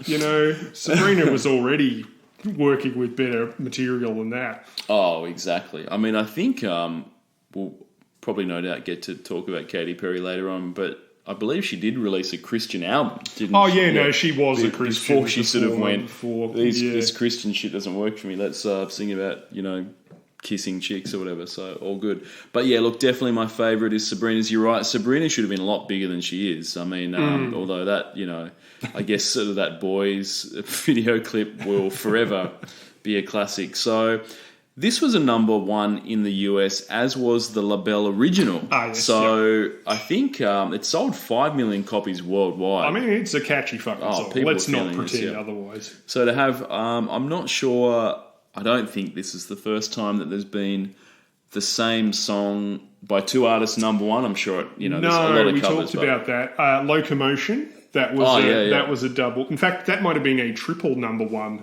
Yeah, I think you're right. Like the original, a cover, and then the number 1. And that, no, it has happened before. There was Dolly Parton had a number 1 twice with a song and a cover, her own cover of it again later on. Yep, the song from the Best Little Whorehouse in Texas. Sure. So the LaBelle original, great song, and then obviously these guys brought it back, really stepped it up after, Sabrina took it. I remembered why we were talking about Ghetto Superstar. It's because we were talking about Islands in the Stream. Which is from there. Exactly. Sorry, that just popped in my head. Exactly. So, so this song is from Baz Luhrmann film Moulin Rouge, obviously. Now, music obviously plays a very integral role in Baz's films. That one particularly. I mean, it's a musical. He's only made 5 films, which sort of seems, crazy to me, because I think the first film came out in sort of 1990, so he's had 30 years and he's only done 5. But to me, that just demonstrates he spends so much time crafting every element of every film to make sure it's completely top-notch. He's spending a lot of time. You know, I assume he's very hands-on. He's tweaking this, he's tweaking that. Yep. You know, he's not outsourcing anything. He's controlling it, making sure it's absolutely perfect. And clearly, as we've spoken about, music is very important. Strictly Ballroom, his first film, is a ballroom dancing film. Music is very important in that. And Love Is in the Air was a big hit from that film. So that was another song that was recorded originally in 1977, but then featured in Strictly Ballroom and then became a hit again in the 90s. So that's Baz sort of demonstrating that music is very integral to his films. Then his modern-day take on Romeo and Juliet featured modern artists of the day, Everclear, Garbage, Radiohead, etc., etc. Say what you like about how well that film is aged. That soundtrack is great. That's got some absolute fucking bangers on it. Exactly. So he sort of utilised, whereas I guess Talk show host by Radiohead. That's a great song. Yeah, for sure. So Strictly Ballroom was sort of, I guess, reimagining old songs. Romeo and Juliet was taking an older story and then putting it in a modern sort of setting with modern themes, music. Or old themes with modern music. Then Moulin Rouge obviously had this song, which is extremely popular. Moulin Rouge was all mashups. It was all recombining stuff into exactly. And apparently it took Lerman 2.5 years to secure the rights to all the songs for Moulin Rouge because there's so much music in that. It's like the second big number, I think, is that it's sort of Nirvana-ish. Yes. They used it in the trailer, but there's like half a dozen songs in that. There's Fatboy Slim, there's all these things in there, Yeah, for sure. And then you look at The Great Gatsby, where he got Jay-Z in to executive produce the soundtrack to that film, and that featured obviously himself, Beyonce, Lana Del Rey, Jack White, Sia, Gautier. So a lot of artists sort of to get involved and do that. So once again, that was sort of a very musically based film. Music plays a lot, big role in all of his films. And then for Australia, he secured the talents of Rolf Harris to provide the wobble board in the opening sequence. So music plays a very big part in all of his films. He doesn't always get it right, but he gets it right more than he gets it wrong. So there you go. Did you like the music in this film? I've never seen it, Tom. Oh, really? Oh, no. Okay. All right. Weirdly, I just never got around to watching it. I haven't seen it since at the time my friend was into it, but there were a couple of songs I liked. There's a tango, a sort of sad tango to Roxanne. Yep. With Tom Waits doing a sort of cover of it. That was really good. Yep. But I tried watching the film for the first time since 2001 the other day, and I made it about 5 minutes in, but I think that's got more to do with Baz than the music. Yeah. So, the video for this, however, is not Baz Luhrmann because it's pretty boring. It doesn't have any of these special effects from a Sabrina clip. Yep. And also marks the start of Burlesque, which was appealing to some people, but visually I find it fairly derivative and slapped together most of the time, a bit like Baz Luhrmann's taste in movie making.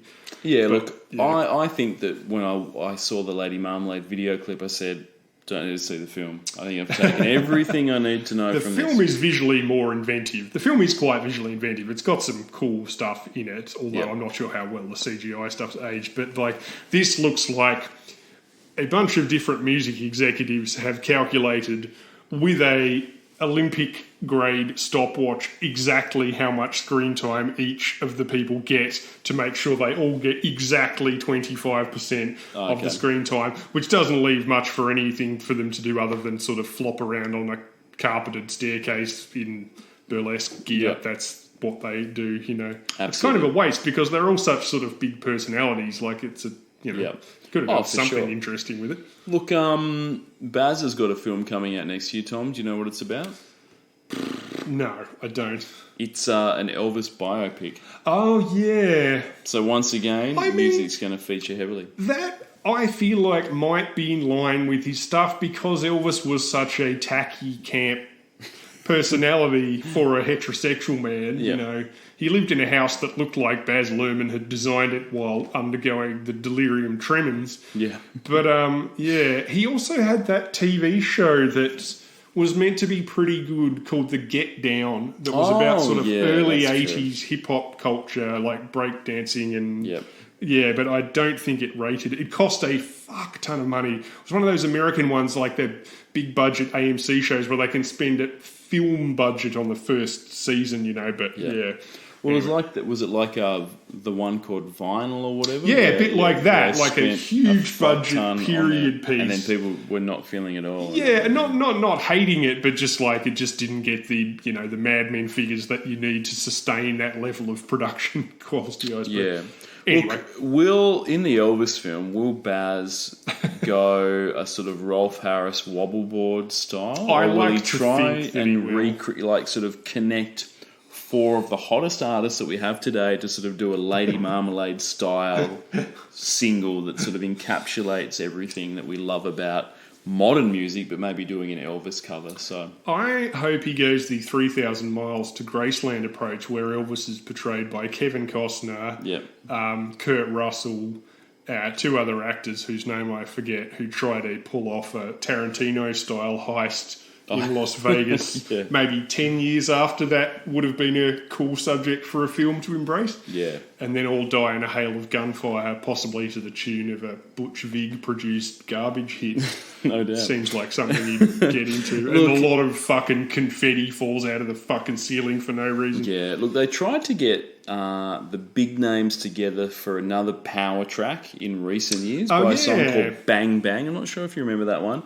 They got Jessie J, Ariana Grande and Nicki Minaj, and they tried to do a bit of a lady... If you listen to the song, it sounds very much like a Lady Marmalade trying, let's get these big people together and try and do this. But I don't know whether that was for a film, and it worked out about 2% as well as this. You know what this did remind me of that I'd forgotten? Do you remember that another massive budget, but it was a Pepsi commercial, and it was We Will Rock You, and they had Beyonce, Britney, and damn it, I should have checked that as well, another huge act.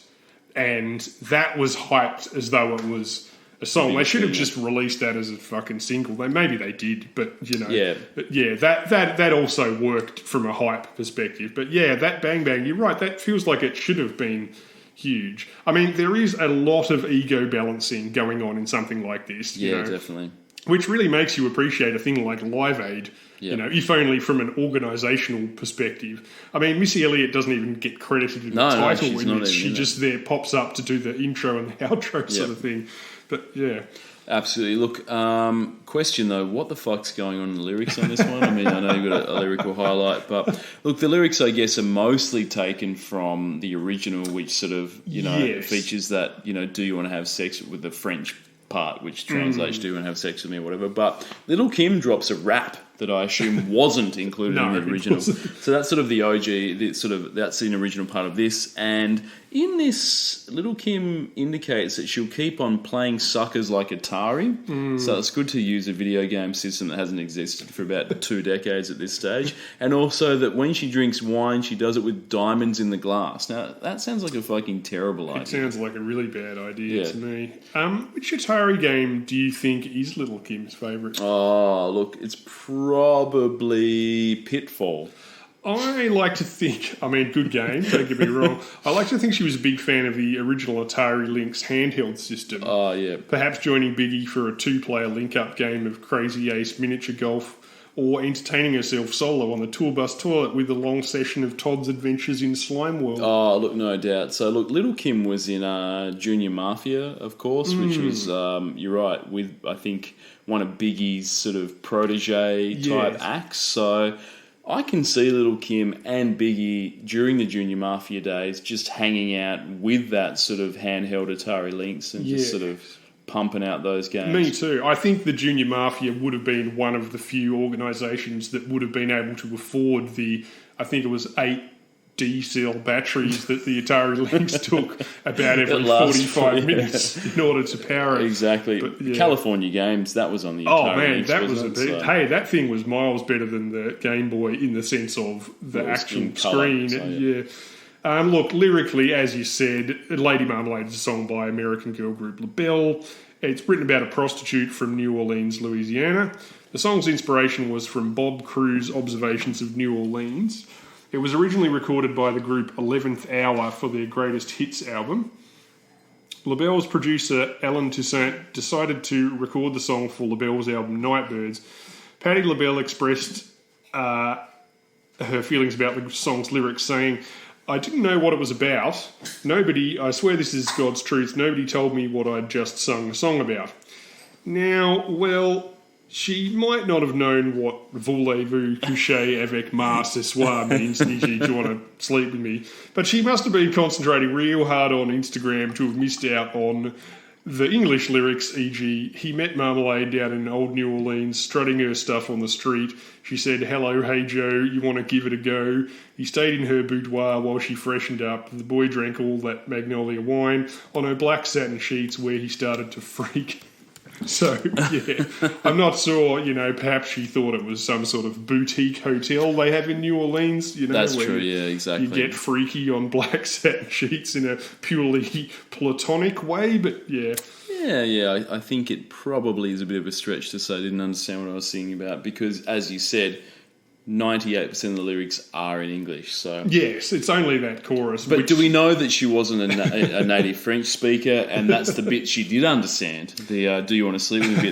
It's the rest she had no idea what was going on. So that's what she didn't know about. Perhaps so. Absolutely. So look, looking at the Spotify of these, 4 heavyweights, Christina, 22 million. Fucking hell, that's a lot. But it doesn't surprise me. It doesn't. Pink, 27 mil.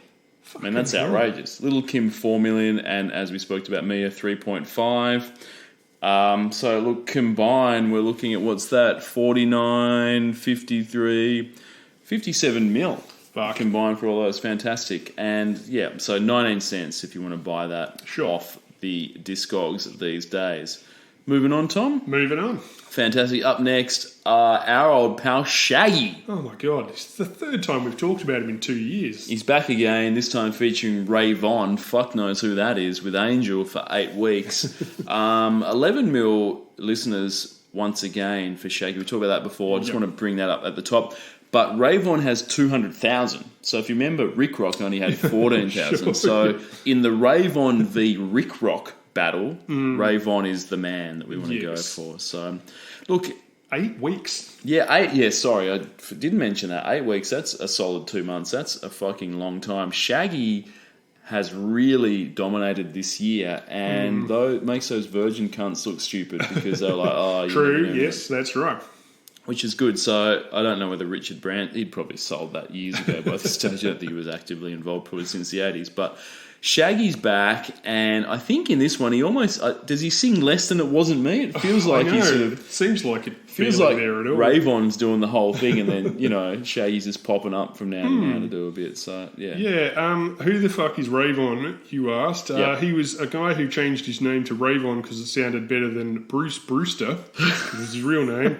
He's currently collaborating with Sugar Bear, which is a better name than Ray Von or Shaggy for that matter. Yeah, absolutely. This should have just been called Sugar Bear. As far as that sounds like a pimp from a Starsky and Hutch episode. I'm totally down with the name Sugar Bear. Yeah, I'm happy with that as well. I think Ray Von's significantly worse than Sugar Bear. I think Ray Von sounds like a type of fabric that was developed by the space program in 1972, which after you wear it 3 times goes bright purple and makes your skin come out in a fucking rash. Exactly. I'm in the 80s and I'm in Kmart and I'm buying a tracksuit made of Ray Von. So that's right. Now, a lot of people under the age of 30 at the time probably thought, this is catchy, and everyone over that thought, now this sounds just like several other songs, Kid Rock style. Yeah. What would they be?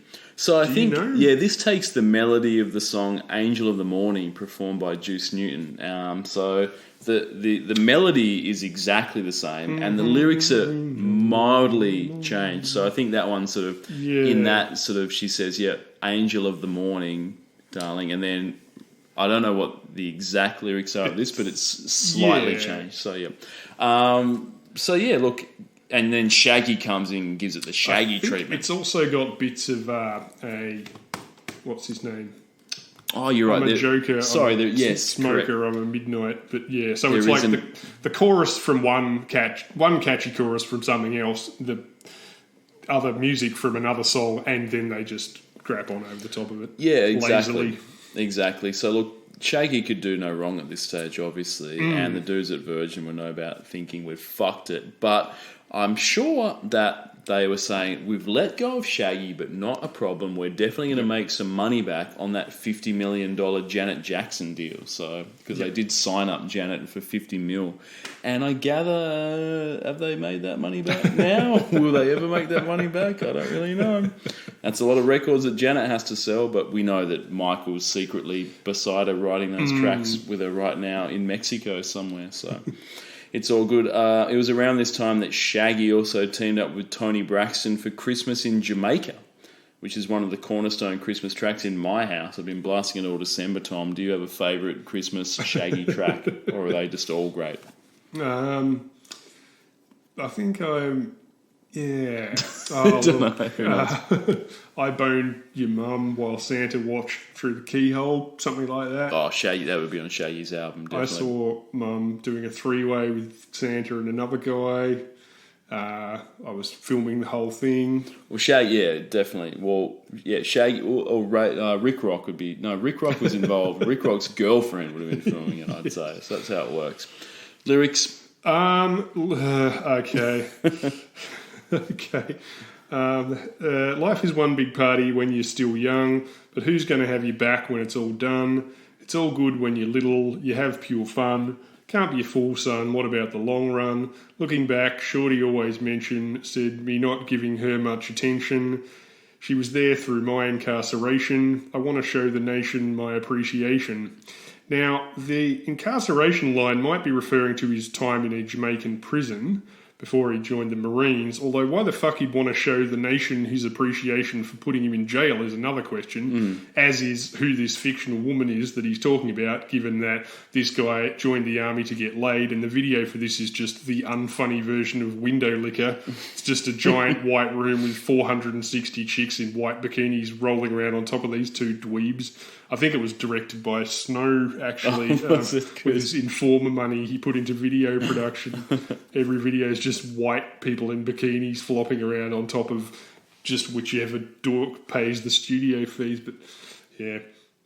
Anyway. Look, not the best video clip, but look, people in this country loved it. For 8 weeks, I said that's the best song for 8 weeks. 8 weeks. That's like the longest song this year. It's nuts. It's also, it must be based off those samples, because if I had to choose between the two Shaggy songs, I'm going It Wasn't Me. At least that's an original composition. Yeah, and it's kind of fun and bouncy. This is just sort of slow and, Yeah, it's pretty shit, to be honest, let's face it. So, look, anyway, moving on, Tom. Up next, Uncle Cracker with Follow Me.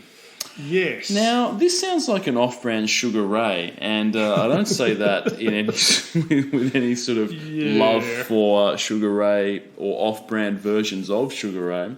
Look, I blame Sublime for that bullshit sort of acoustic guitar. Is it even hip-hop influenced drum loop? You know what I mean? Yeah, this was like Everlast was around at the time. It's like acoustic guitar, but then we've also got like a drum loop that's sort of hip-hop-ish in a sense. So... you're right. Everlast did that. Sublime cranked that out. And this is what this is.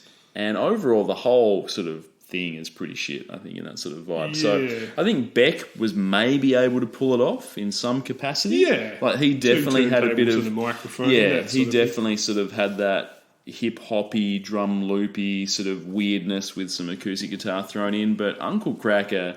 definitely can't pull that off. And if you don't know who Uncle Cracker is, and a lot of people probably fucking don't, he was the turntable guy for Kid Rock.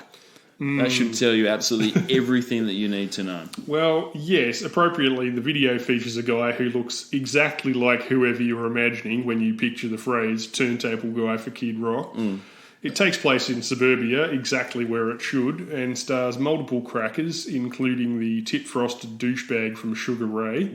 My favourite part of the video. Have you seen the video? I have, yeah. My favourite part of the video is the guy pissing, turns around, it's just the garden hose joke, which the Late Show used as a biting satire joke about shit jokes 20 years earlier than this.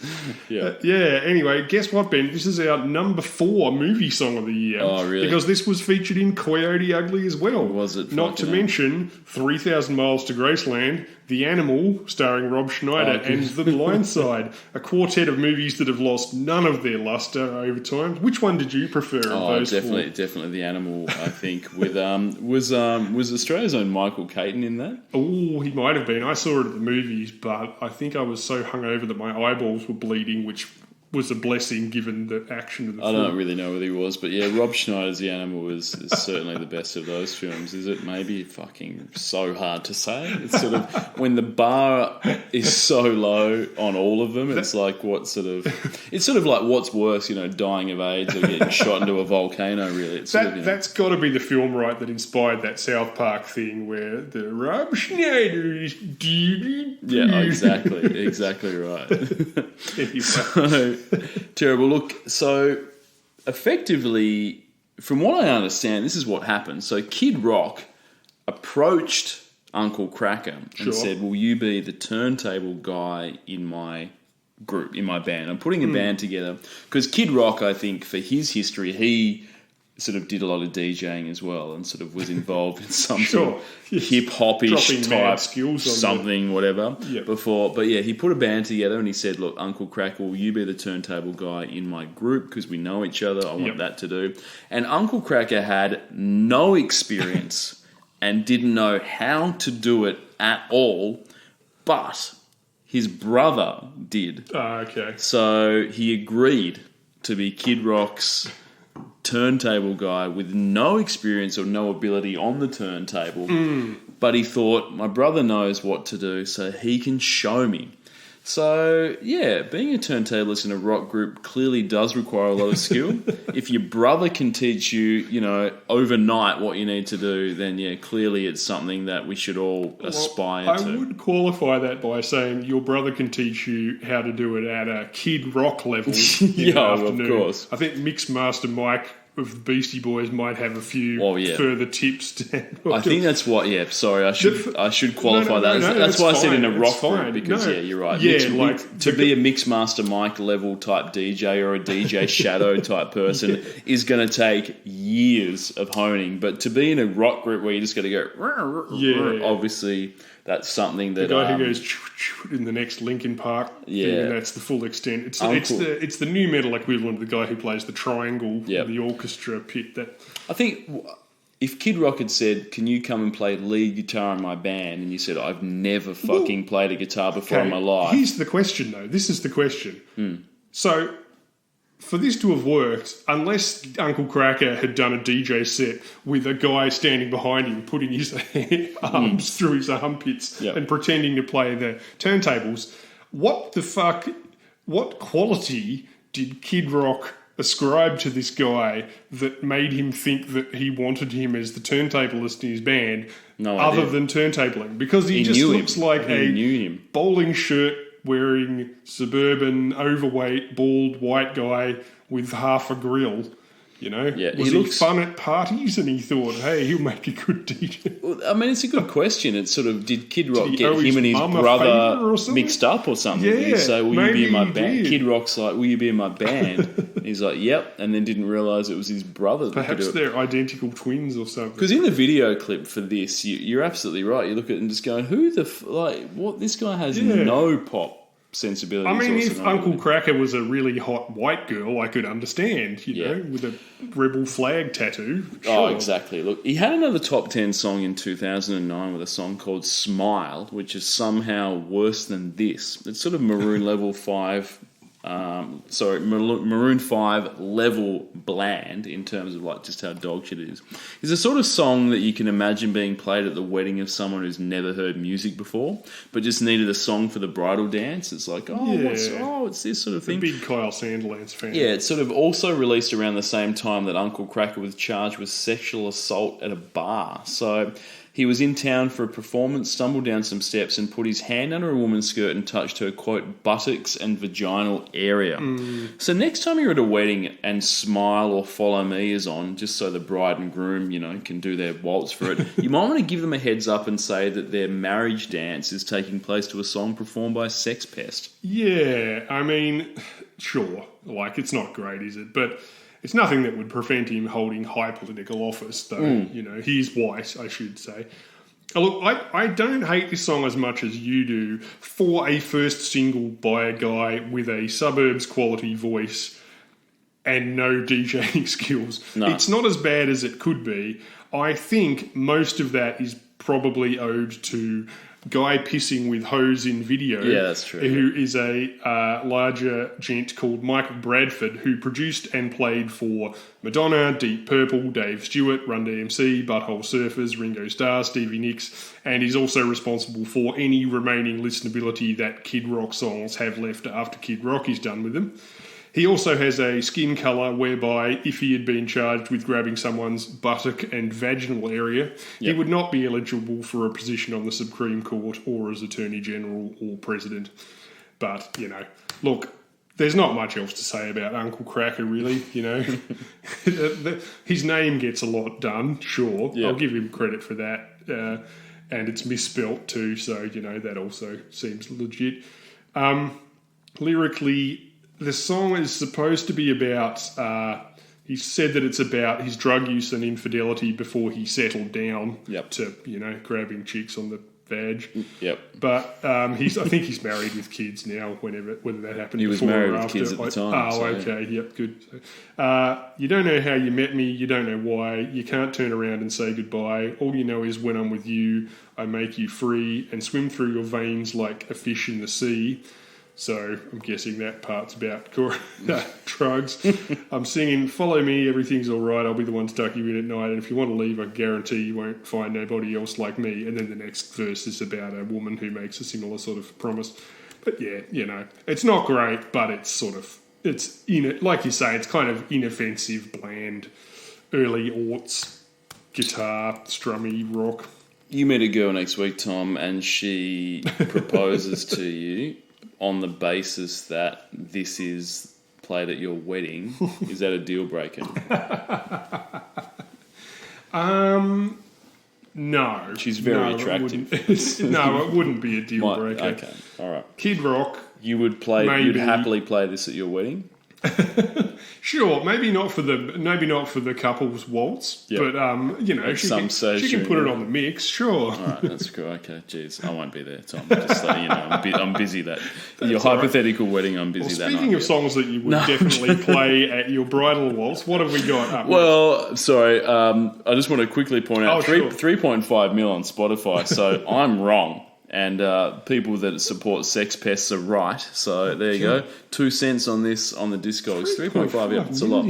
He had 2 shit hits, but that's fine. But yeah, as you said, Tom, moving on. Songs for a wedding playlist. Rock and roll is alive and well. It's Lifehouse, Hanging by a Moment. Phew. Oh, Jesus. Oh, shit. Sorry. For a moment there, I thought you were going to make me listen to the Lighthouse Family again. No. Sorry, this is Lifehouse, not Lighthouse. Exactly. This is post-grunge. This is the very finest bit of post-grunge. Look, just before I get started on this, Tom, I will point out that when my son, prior to him being born, my wife, we went to the doctor, the prenatal sort of doctor. We had an appointment. So he was born in 2016, so about 5 years ago. Yep. Went in there, sitting in the waiting room, just waiting for the doctor to sort of come in. I heard the 2 staff members behind the desk, sort of just a bit of chit-chat between sort of the receptionist. What did you get up to last night? The other one responded, went to see Lifehouse. And they said, oh, what? And the other chick went, what do you... Lifehouse? She's like, yeah, that, I'm falling even more in love with you. And the other one went, oh, it's a great song. So this has stood the test of time, is what I'm saying there, Tom. That in 2016... people were discussing this in their workplace as if it was still fantastic. 2 people both knew that song from that. One went to see it live and the other one was like disappointed that they didn't go and see it live after being at sung. And couldn't recognise the song from 4 words. Wow. Exactly. So this is red hot. Yep. Look, lead singer and songwriter Jason Wade, he originally formed Lifehouse as a church rock band. Now, usually that's a deal breaker for me, Tom, but I think that what he did was he took sort of the churchy origins of the band and then adopted them and then changed them to make it sort of into a post-grunge mega band and mega hit factory. So they signed with DreamWorks. As I mentioned, this is post-grunge. And if you've not heard this song, just imagine Smells Like Teen Spirit filtered through the teachings of our Lord and Saviour Jesus Christ, and you're about there. Is that a fair assessment? It is. Personally, I've always been more of a Jars of Clay fan myself. I felt that JOC kept it real in a way that Creed never could. And I was proved right years later when Scott Stapp got busted in a coke hooker pegging orgy with Kid Rock. In fact, I believe he was discovered with ass wide open. Sorry, I could not resist that. I think that might have been a joke from you about 10 years ago. Probably. Anyway, it's hilarious. Look, we've all been there. Look, Scott Stapp is... Jars of Clay have the same number of hits as Lifehouse, e.g. one, but it was a good one. It's that Lift Me Up. Yeah, for sure. Look, they were also a little post-grunge influenced as well. But this is very post-grunge. It is really, You listen if you didn't know it was Christian, you'd just think, this was another one on the train. So the vocalist, as we mentioned, Jason Wade, he is one of the many vocalists from this era that is influenced by who I'm calling the destroyer of modern rock, Eddie Vedder. So this has got a very it's got that inflection. So look, it's not as bad as from the guy from Creed. The guy from Creed really ramps up that sort of like. That's what I mean. He's doing an impression. He's not. It's not just an inflection. He's doing a voice. So this is sort of in that. So look, it's that Vedder inflection is certainly there. So if you like me and you love Pearl Jam, you will love this. But yeah, look, it's sort of the vocals may turn some people away. I don't really know, but musically, I'm falling even more. It's okay. It's fine. Yeah, but it's better than I think some of the shit that came post this. So absolutely. Yeah. So Wade claimed that he wrote this in 5 to 10 minutes on acoustic guitar. It's always the way, isn't it, Tom? With these massive hits, we still don't have a word for that. Exactly these generational songs where you hear it when it comes out in 2001. You're in a doctor's sort of waiting room in 2016 and you still hear people talking about it. You haven't heard anyone saying anything about it in the previous 15 years. But sure, you sort of go, this is still on people's radars. 15 years later, this is a phenomenon, but the guy wrote it in 10 minutes. Yeah. So I don't really know how he did that. It's a recurring theme. I think I'm sure somebody would have written a complicated academic thesis about this, but the concept of artistic inspiration being something that you slave away at for a long time, struggling with the process of learning to be, to master whichever skills you've chosen as your creative abilities. Yeah. But when inspiration does happen, it happens very fast, but it wouldn't work that way if you hadn't put all that work into it. Yeah. But it can fool people who don't know how much work the people put into it, that the inspiration just suddenly strikes you and you can have a million-selling hit in an instant. Yep. Of course. That theory is slightly let down now by the internet and YouTube, where you can become a multimillionaire by farting into a wine bottle and putting it on top of a refrigerator and your cat knocks it over or something like that. And then you can actually become a millionaire overnight. But, look, I'm just saying. Sometimes it's a recurring theme. Like, it seems to happen once a year. Some person says, I wrote this in half an hour. Or we came up with this song on the way back from the pub or in the car on the way to the studio, Anyway. So what you're saying is that someone standing on a coffee table doing the moonwalk is as good as this song, or sort of TikTok.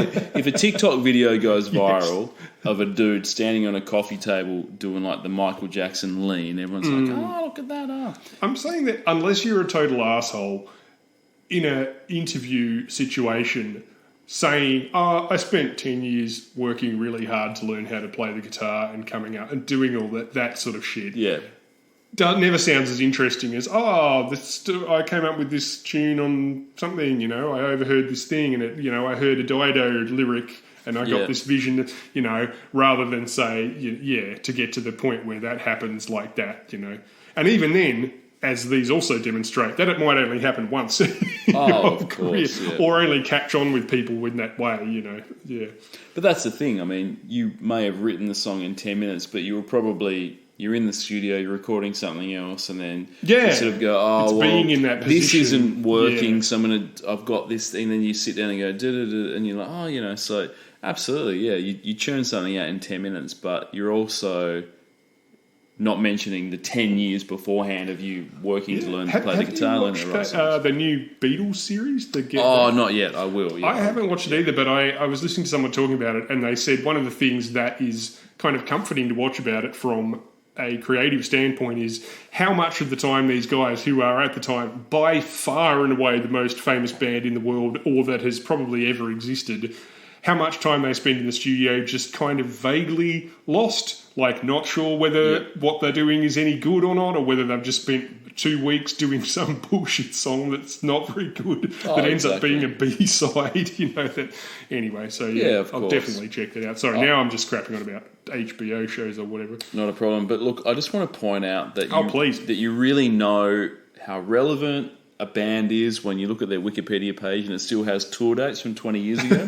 So certainly, and that's what I love about Lifehouse. You go on there, you click on this album and sort of, I wanted to get a bit of background knowledge on it. It's still got Lifehouse will be performing here in 2001. So you go, these guys are still on top of their game. Sure. No one's bothered to update that. So look, they've got 4 million listeners still, which is a lot. They probably have a big Christian audience. No doubt. There's always a big chunk. And 61 cents for this. Let's just say I found this at an op shop for my son and paid $1. So I got fucking scammed. If I had known, I could have got it for 61 cents. Could have saved myself a cool 40 cents, but live and learn. So what are the lyrical highlights? Songwriter John Wade, who I'm guessing is the brother of Jason Wade, said he wrote this about his rootless childhood where his parents were constantly on the move. I think he lived in Hong Kong for a few years. I think they had one of those jobs where they travel around all the time. From a practical standpoint, it does that stock standard mainstream Christian trick of saying you instead of God in a way that's ambivalent enough not to annoy non-believing CD shoppers or make the vocalists sound too much like the big church-going virgin they actually are. Yep. So you've got, I'm falling even more in love with you, letting go of all that I've held on to. I'm standing here until you make me move. I'm hanging by a moment here with you. I'm living for the only thing I know. I'm running and not quite sure where to go. And I don't know what I'm diving into. Just hanging by a moment here with you. Yep. So, yes, which could conveniently mean any sort of, chick, partner, Jesus, memory, Jesus, the J-Man, etc. But, yeah. Yep. I mean, that's a bit of a downer. Let's move on to something a bit more upbeat. Oh, look, Tom, I think that this year we've had a lot of avant-garde sort of pop music, and it continues with this. So, Bob the Builder, can we fix it? 1 week. Look, now, this is the sort of shit you'd expect to hit number one in the UK, as they absolutely love novelty garbage. Sure do. But I expected more from Australia. I've got to admit I did. I've been let down many times in the past, but I thought we were better than this, Ben. I really did. I mean, it's only 1 week, but that is 7 motherfucking days too long. Yeah. This doesn't even reach the bar of novelty song. No. And that bar is currently balanced across 2 flat turds at the bottom of the musical sewer. Yeah. This is just a straight-up kids' TV show theme song. It's not even a fucking good one. No. Yeah, anyway.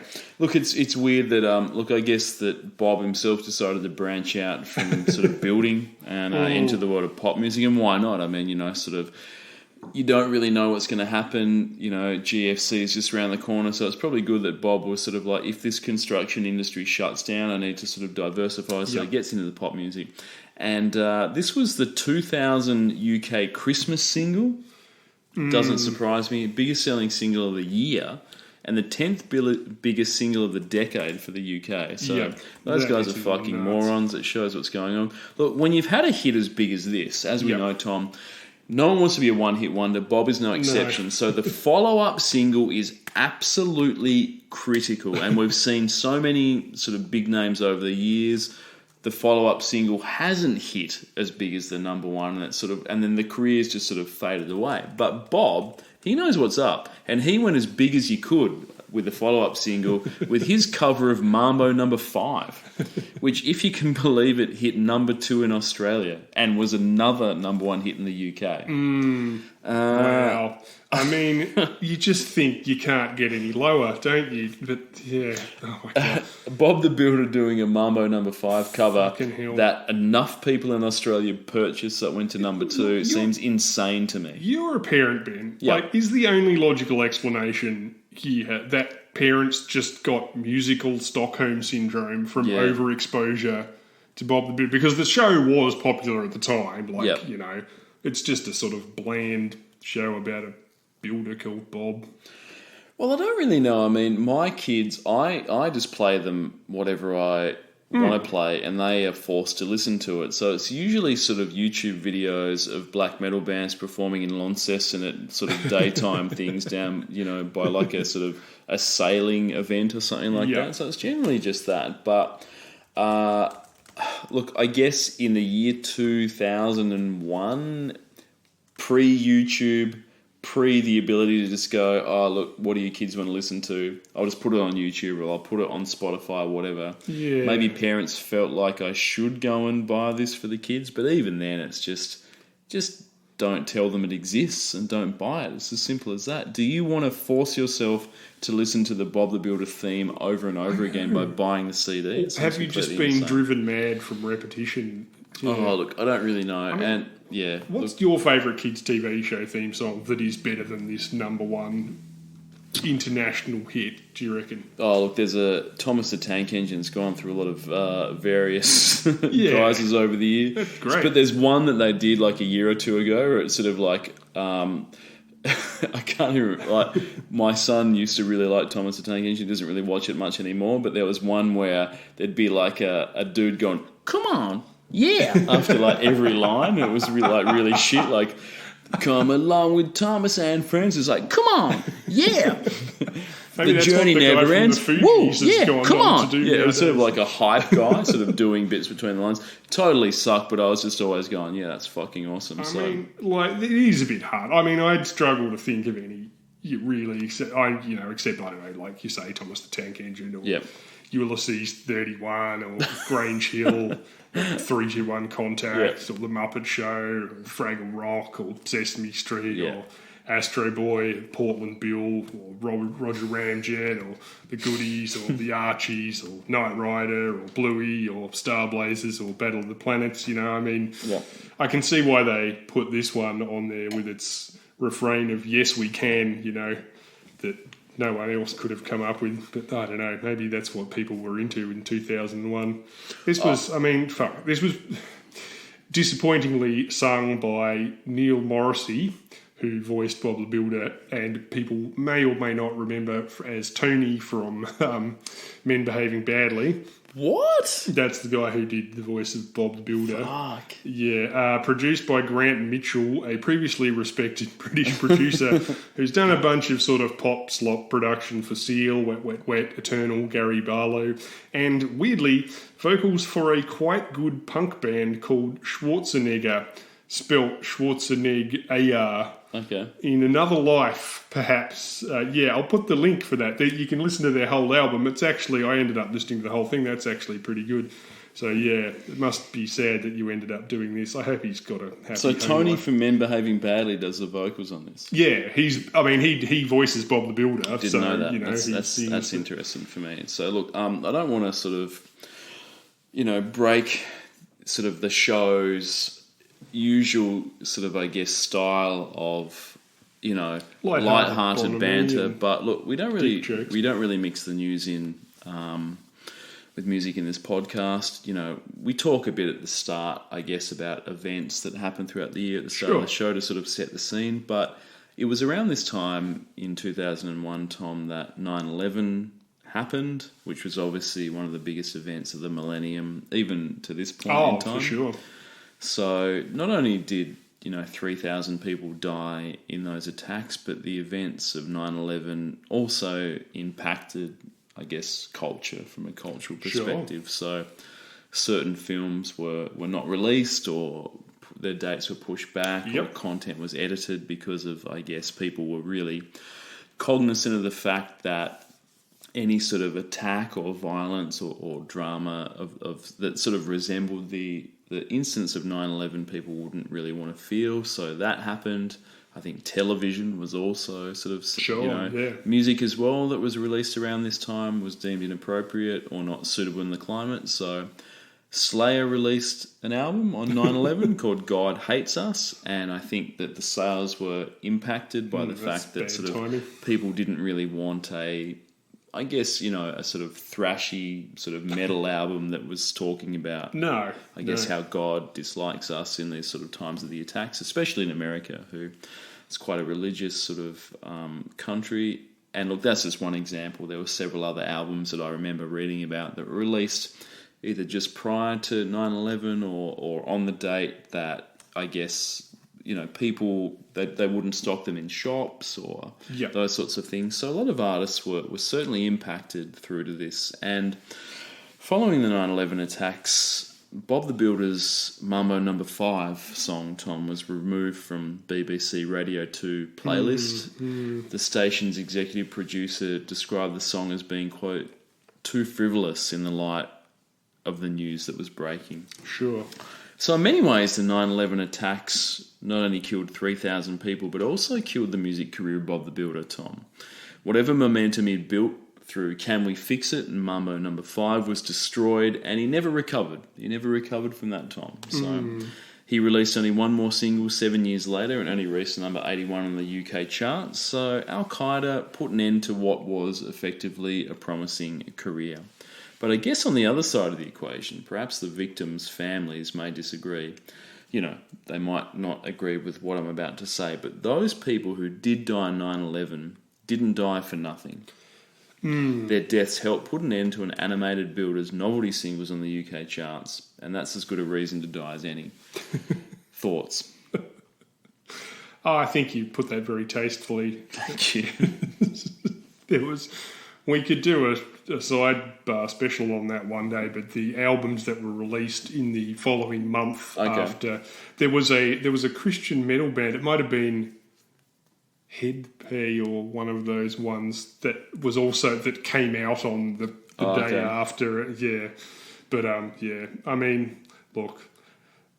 Even in a tragedy, there are bright sides, and if one of them is Bob the fucking Builder doing Mambo No. 5 gets off the charts, then I would say the terrorists lose that day, Oh, exactly. It's a win for sanity. Oh, no doubt.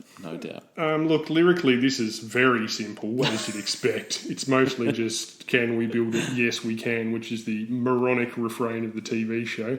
There are a couple of minor verses. I'm assuming these, anyway. Things like Scoop, Muck and Dizzy and Rolly too, Lofty and Wendy join the crew. Bob and the gang have so much fun. Working together, they get the job done. Yep. I mean, even if you tell yourself out of boredom that that's about the tail end of a swingers party, it still sounds like one that you wouldn't even want to go to, really. No. Just a bunch of middle-aged UK tradies and their wives making shit jokes about screws, hammers and giving the pipes a good seeing to. Nobody needs that. Not at all. So, still 65,000 people listen to this on Spotify. That'd be parents, I think. To sort of that's not many. I can forgive that, but people buying this in such quantities, it's number one. 31 cents on Discogs. It's all of this seems insane to me. I can't imagine that, Bluey is a very popular show these days, as you sort of mentioned. They've just released a soundtrack, I think, as far as I know. Yeah. I don't think the theme song is going to hit number one on the charts. I could be wrong, though, but let's wait and see. Simpler time back then. Who knows? All right, Tom, up next is Kylie. Can't get you out of my head for 4 weeks. God. Fucking hell. Kylie is on a roll this decade. Holy shit. Start of the millennium, I think, with 2001, and this is the third time we've got to speak about it. She's really revitalised that career, and this is another hit. This was off the second album of her comeback, or her third stage. May I just interject right at the start as a music nerd? I don't usually do that because, frankly, my qualifications are about as legit as the Bill Cosby Coma Recovery Institute. But I have to say that although I do like the neo-disco original version of this song, my favourite version is the Soulwax Kylus remix, which takes the song up about 18 notches, adds grit and guitars, and gives it muscles that work perfectly supporting Kylie's glassy voice. They basically sort of turn it into a rock song, and it sounds like it shouldn't work, but it absolutely does. That version is off the absolutely superlative Soulwax Most of the Remixes double album. I believe that the full title is Soulwax Most of the Remixes We've Made for Other People Over the Years, except for the one for Iron Stirs and Newbouten, because we lost it, and a few we didn't think sounded good enough or just didn't fit in lengthwise, but including some that are hard to find because either people forgot about them or they simply, because they haven't been released yet, a few we really love, one we think is just okay, some we did for free, some we did for money, some for ourselves without permission, and some for our friends as swaps, but never on time and always at our studio in Ghent. Nice. That also contains a sick version of Ladytron 17, LCD Sound System, Robot Rock, Daft Punk, Justice, Hot Chip, all these incredible remixes, plus their remix of Gravity's Rainbow by the Klaxons, which is so danceable that it has been known to make people come back out of comas, which is handy if you're in the Bill Cosby Institute. But yeah, and by the way, the Iron Stirs and Newbouten mix is on there. It's a secret track if you rewind backwards at the start of the CD after rewinding backwards to 2001 when you owned a CD player. I'll put the link in for that as well. But yeah, enough about that. There's also there's many remixes of the song. It was a huge hit, but yeah, that one is particularly good. Look, what I like about in the early 2000s was the secret song at the end of a CD was so played out that people said, we're going to put it before track one. So you put the CD in and then press play, but then you got to rewind it, like press the rewind so it goes back like into -4 minutes or whatever to then play that bonus track. So a lot of dudes employed that. That was pretty sweet like that. So this was written by Kathy Dennis, who penned Toxic, Britney Spears. Katy Perry, I Kissed a Girl, but for my mind is best known for early 90s dance hit Touch Me All Night Long. I don't know, can you remember that one, Tom? Who was that by? By her. She sung it herself. Oh, okay. She wrote it and sung it herself. It does sound familiar. It's a fucking banger. It's a great song. It made it to 16 in Australia. So I didn't really get in the top 10, but Touch Me All Night Long. Fantastic. But it also does fall into that unrealistic all night long category. And as we've discussed, nobody, not Kathy Dennis, not a lover of Lionel Richie, nobody wants to get finger slayed from dusk till dawn. I think that's sort of just... But so many songs are talking about that, and it's just like... Dude, we're going to bed at like 9 p.m. It's 7 a.m. You're still finger blazing me. I don't fucking want anything to do with this. But, so unfortunately, Kathy Dennis has sort of fallen into that category. But let's just assume that all night long, maybe they went to bed at 2 a.m. and passed out at 3 or something. Sure. So it's fine. It's all good. And also, Kathy, apart from writing this song and those other hits that I've mentioned, she also did a song on the Teenage Mutant Ninja Turtles 2 Secret of the Ooze soundtrack, along with Vanilla Ice. And she also performed on an episode of 90210. So she is about as, in the zeitgeist as you can get at this stage. She sure is. Yeah. I mean, yeah, and she also, she had a huge hit with this as well. This is a huge hit for Kylie. It was number 1 in the UK, number 7 in America. That was her first top 10 hit there since Locomotion. Wow. Which was, going on close to 20 years ago. Exactly, 15 years ago. It's her highest selling single still, with worldwide sales of over 5 million copies for this one song. It's amazing, yeah. And this is another iconic music video. We talked last week about her ass cheeks in one video and then her spinning around, getting crazy in the pool. But this one, she's wearing a jumpsuit that looks like someone's ripped a bed sheet up and then hastily stitched it back together. But this is apparently one of her most iconic looks, that sort of, the white sheet with the head. Exactly. So people love that. She was on fire at this stage. Could do no wrong, really. Could do no wrong. I am giving this video 7 thumbs up. Yep. There aren't many people who could pull off a floor-length disco snood jumpsuit with 8-inch stilettos while doing choreography. That outfit was designed by London designer Fee Doran and inspired by Grace Jones's mad 80s gear from View to a Kill and stuff, where she's got these crazy sort of all-over dress / underwear things. And also the director, Dawn Shadforth, who we talked about last week, who did Spinning Around, as well as a bunch of other things, deliberately uses an overexposed look in most of the video that includes a lot of sort of confrontingly zoomed in facial close-ups. Nothing compares to You style, which gives the effect of turning Kylie's giant glossy mouth and half-closed eyes into a sort of uncanny valley-ish Nagel painting sort of thing. She actually looks a little bit alien, like that weird dress that she's wearing as well. Yes, I think, agreed. I reckon it's a bit of a letdown in the second half of the video where it's just them dancing on a rooftop in a much more typical EDM style setup. Although at least they do put her in a very cool retro car, which is a Di Tommaso Mangusta if you're nerdy enough about cars. But yeah, it doesn't really suit the futuristic vibe of it, but it's a cool car, so who gives a shit? The computer graphics out the window of the car look fucking garb.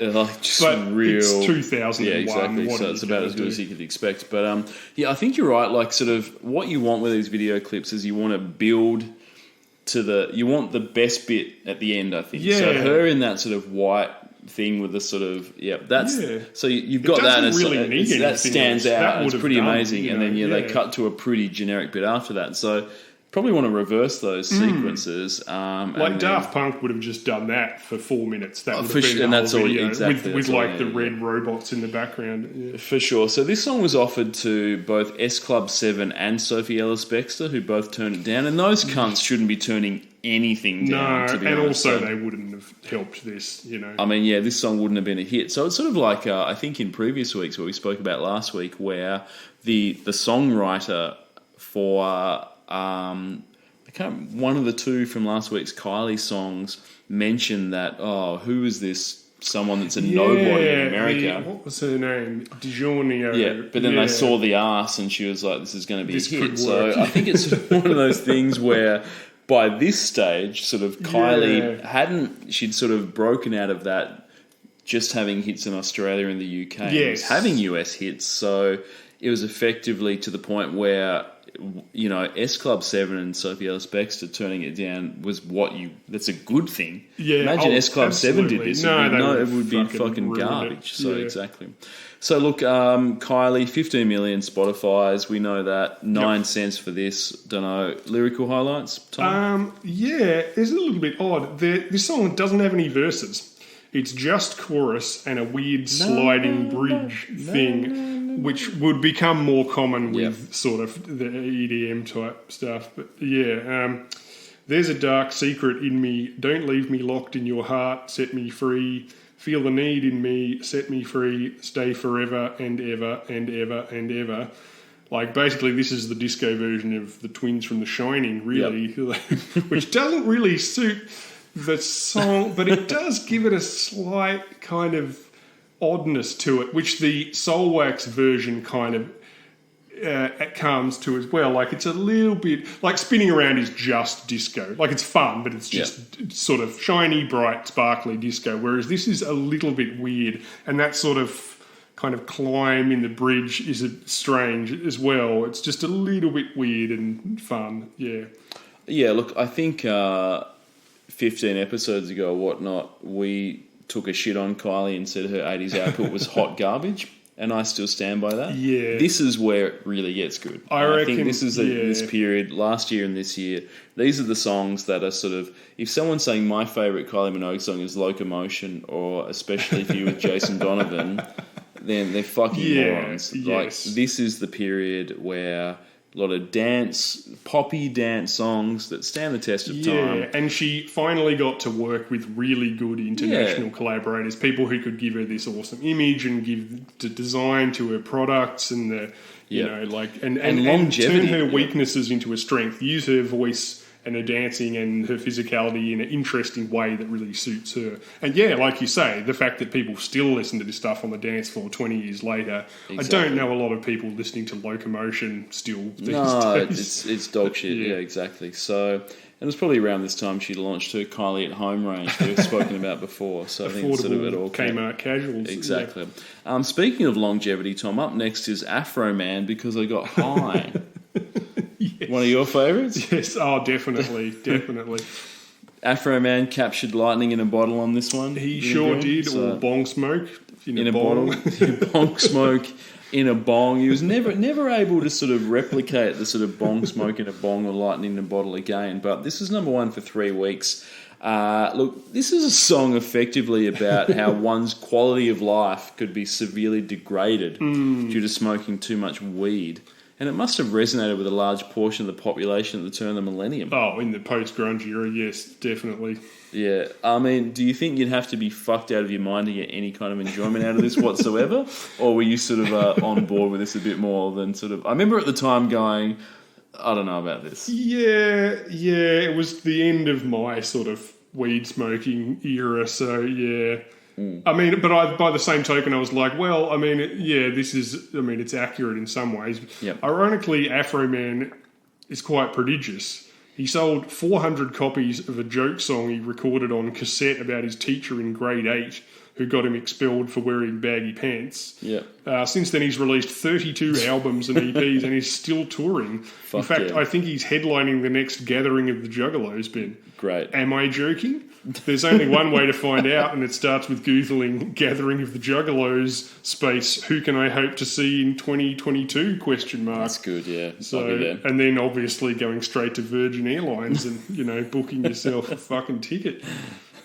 Wow, those guys are going to go troppo after lockdown. Oh, boy. Absolutely. Anyway, yeah, Afro Man released his album Because I Got High in 2000. He distributed it mainly through concerts. The title track was soon posted on file-sharing service Napster and made it to The Howard Stern Show. Uh-huh. This song was the theme song of the film Jay and Silent Bob Strike Back and went on from there. Yep. I think it's safe, so this makes it our 5th movie song of the year. Yep. I think it's safe to call this a straight-up novelty song, although given the Kevin Smith promotion, it could also be our number 5 movie song of the year and the Lars Ulrich medal for second song to go viral thanks to file sharing after It Wasn't Me. But yeah, I mean, was it a success anywhere else though, other than Australia? It must have been big in America, surely. Yeah, you'd think so. I mean, you're absolutely right in the sense that... too lazy to look that up. Sorry. I didn't either. But... No, you're right in the sense that Actually, another it film. was a big success in America. Please keep going. No, you're right that it's sort of another film thing, and I was sort of shitting on saying that there's no film songs anymore. We've had 5 this year exactly. Yeah. But look, I think the thing about this is that it is sort of a bit of a novelty song, and musically it sounds like it was composed on the shittiest Casio keyboard available at the time. It like does. Sort of it just. It's maybe they were high. Well, that's the thing. It's self-referential in the sense that it's sort of musically this sucks, but it's like, well, I was too high to bother recording a proper song. So, and music video is also directed by Kevin Smith and featuring Kevin Smith and Jay as well from the movie. It also features the extremely 2000 look on Afro Man of the inverted sun visor worn perpendicular to the face. Nice. Which was the early aughts version of the petrol station Oakley's upside down on back of the neck look, currently favoured by people carrying Trump 2023 signs. As noted, this song featured prominently in Jay and Silent Bob Strike Back, but also in Disturbia, 1,000 Words, and The Perfect Score, which are all real films that definitely came out and were released. They're not just Photoshop posters knocked up by movie executives to pad out the early aughts, and if you touched one, they faded away like Marty McFly's hand in Back to the Future. But Tom, you might be thinking, highly paid white male publishing executives with decades in the business wouldn't make a decision that stupid. Of course not, I'm just joking. So anyway, after a bunch of internet stoners emailed each other a funny song about weed that became a 3-week hit, Universal Records signed Afro Man for a 6-album contract, leading to the current global popularity of all the other albums by Afro Man that you've heard of, which are all about weed. I'm super stoked that dude, mate. So he got a pretty sweet record deal, did he, off the back of... Apparently so. And Tom, what are Afro Man's lyrical highlights? Well, I mean, if I went through them in detail, it could go for the whole song is a lyrical This has highlight, 9 verses. Yeah. Like a story told by a stone guy, it starts out funny, then goes on about 3 minutes after you've got the joke already. I was going to make love to you, but then I got high. I was going to eat your pussy too, but then I got high. Now I'm jacking off, and I know why. Because I got high. There is a secret 10th verse, which is only on some version. Well, my name is Afro Man, and I'm from East Palmdale. And the tail weed I be smoking is bomb as hell.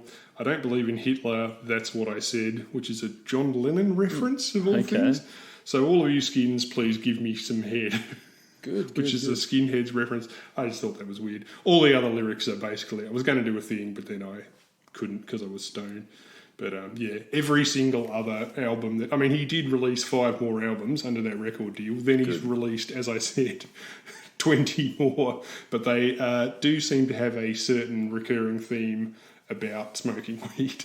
I hope that dude's like a billionaire just off the back of that, where someone just went, let's sign this guy for 7 albums. I know. So. I mean, to be fair to them, it was a bigger hit than you would think possible, like I said, and it was in a movie, but, still, absolutely. Nonetheless.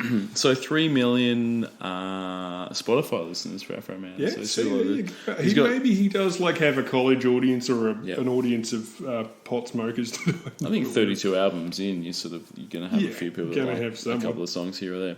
19 cents on that from Discogs, so good stuff. So, Tom, I think we're at the final song of the year, which is probably my favourite of the year. I don't know about you, but it's Alien Ant Farm's Smooth Criminal. Wow, another 8 weeks. 8 weeks of power. So I think some of those sort of get into next year, 2002. But look, is it brave to cover an iconic song with an iconic music video, or a weak as shit move because you know that there's already an inbuilt fan base? I think if you're thinking in terms of bravery in pop music, you're thinking in the wrong Sorry.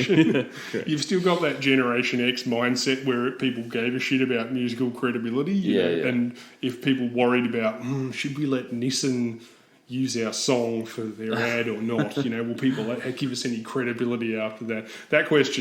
That train has left the fucking station. That's true. Sorry, I've asked the wrong question to begin with. So. No, but I mean, from a musical perspective, obviously, it's definitely a safe bet.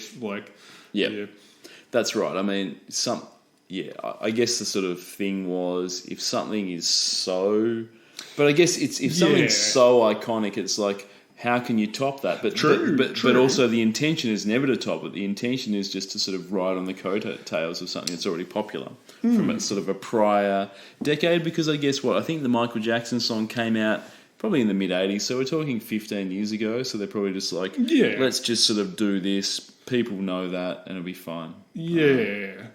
But musically, they've changed it up a bit. I think they've turned what was effectively, a pop song into a rock song. Is this new metal? I don't know. It's bordering on it. Yeah, I don't think there's any scratching in it. No, it's more just a sort of shitty rock song. I think. Yeah. So they haven't. Have they just copied Limp Bizkit doing Faith? Is that sort of what they've done? Possibly. I mean, I guess like Limp Bizkit doing Faith, I guess credit goes out for figuring out that this song would work really well if you rocked it out, which it does, to their credit. As Michael Jackson himself regularly demonstrated in the 90s, a lot of Michael Jackson songs don't work if you try to rock them out. True. Black or White springs to mind, especially if your concept of rock is trapped back in 1981, along with your taste in fashion and sexual partners.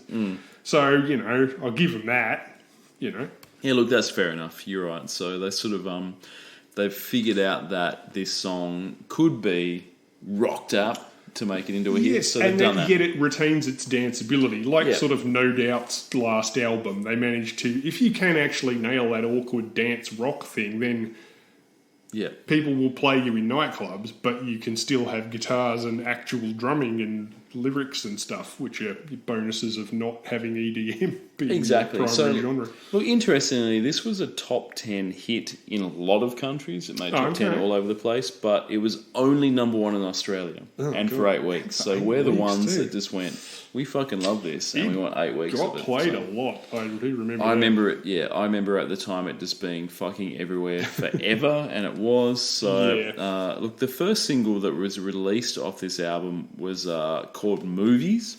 And it's about as bad as music gets. It's that up. extraordinarily bland and just total dog shit. But a radio station in LA started playing Smooth Criminal instead, as they sort of realised it was better than Movies, which is sort of, faint praise, because that is fucking terrible.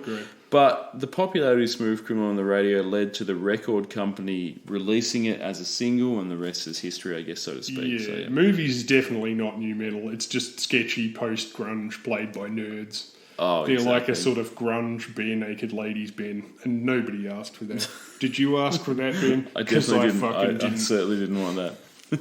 Yes. Without a shadow of a doubt. So, but look, these dudes are pretty much the definition of what unremarkable band that gets record deal off the back of a cover that in a live setting people must have sort of, got moving to. So, I mean, I don't know whether that's sort of. I don't really know how these guys got a record deal, but it sort of sounds like this song. These guys play this in a live setting, and there's some A&R guy there going, "Oh man, the crowd's going crazy. Let's sign them up and do that." And so it's still 2001. There are an older bunch of music executives, as we have mentioned previously this year, who are still thinking 10 years earlier, and they're still thinking these guys sound a bit like that grunge stuff. Yep. They've got their music, they've got songs. Kids will go for this, won't they? They could be the next Lifehouse. Absolutely. But look, the album that this song came from was called Anthology. Anthology. Okay, yep. So they really leaned in, and I guess they went all in on that ant theme. So because the next album was called True Ant. God. And the ant was all capitalised as well. So they had a whole logo and everything. And exactly. Look, the record label refused to release their third album, I assume because the material was just too far ahead of its time. And they were just waiting. I don't know if it was. They were just waiting for the right moment. To not shit. Antithesis of good music, I think is probably what it's called. So they were just waiting for the right moment. But it turned out in 2006, the record label finally went, now is the time to drop this third album. Yeah, that's when. And it reached 114 on the Billboard charts. So maybe it was released too soon. They probably needed to let that guy cook a little bit more and see what happened. What was it called? I didn't bother looking it up, to be honest. It's 100% it's an ant pun, isn't it? Because these guys are, I mean, look, we've spoken about it before. They're a one-hit wonder based off a cover, which is the worst type of one-hit wonder that there exists. It's a good cover, though. I'll stand up for it. It is a good cover, as covers go. And, as you say, the cover is always... exactly. And the video was like a sort of Michael Jackson cover video, too, Absolutely, yeah, for sure. I mean, the music video parodies sort of a lot of Michael Jackson cliches. Yeah, it was like a best of Michael Jackson thing. Yeah, so there's sort of, I think there's a bit with Bubbles, the chimp, and sort of the moonwalk, the lit up footpath they use. So yeah, they've got this amazing little kid. It must have been someone that they knew because he's not in the band. He looks like he's about 11, and he can legit do Michael Jackson's moves like a young Corey Feldman. He can actually do the whole thing. And I guess that was sort of cool that they did that. They sort of went, let's sort of do the light-hearted stuff, the chimp, the kid with the moonwalk, the light-up footpath. I don't know, but I don't think in the video clip they touched on him sleeping in a hyperbaric chamber with an 8-year-old boy. So no, they cut that out. They cut that part.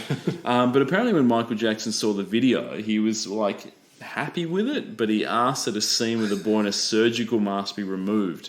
Because because of his medical condition, he just sort of didn't want them to parody him with his medical condition. Which specific medical condition was that? I think it was COVID-19, Tom. I think that he was from the future sent back in time with that, and that's sort of how it works. So, because we've all got those masks now. Michael Jackson, fashion-wise, he was ahead of his time. Yeah, no, definitely.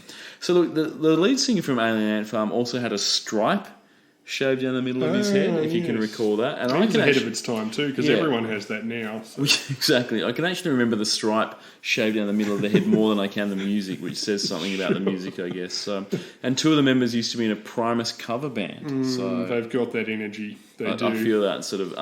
Look, I'm going to admit something, Tom. Much like I saw Scandalous in a Woolworths car park, I saw this live at the Big Day Out back in 2002. Did you rock out, Ben? Oh, absolutely. So, no, I remember sort of walking from one thing to another thing, and it was like alien ant farms in that tent. And I remember I very, very, very sort of, clearly remember standing there, and a lot of people were walking past and just sort of like going, "Are they going to play Smooth Criminal?" and that was it. They'd play an original song, and everyone was just like, the crowd was flat as a tack, and then it was just like, "Smooth Criminal," and it's like, oh, and then they finally played it at the end, and everyone just went, "Oh, it's fine, I guess." So, but it's sort of like the sort of, the response to the original material was so. The crowd was so underwhelmed. Yes. And then when they played the cover that everyone wanted to hear, it was just sort of like, oh, yeah, it's okay. It's sort of just... This is the sad devil's bargain that you make for hitching your wagon to someone else's cover. Yeah, exactly right, for sure. So look, I guess this sort of raises a question as well. Who's worse in the scenario of the suicide bomber that walks into a crowded marketplace and detonates the bomb? The backpack killing himself and dozens of people? Or is it the person that's recruiting and funding terrorism? I mean, it's probably, I assume it's the latter. That person that's sort of, out there getting the kids involved. They're putting the financial backing towards it. The guy that's detonating the bomb is merely a pawn in the game, I guess. And I guess in much the same way, Alien Ant Farm, they're not abusing any children, but by covering this song, the royalties are effectively funding child abuse. That is true. So yes.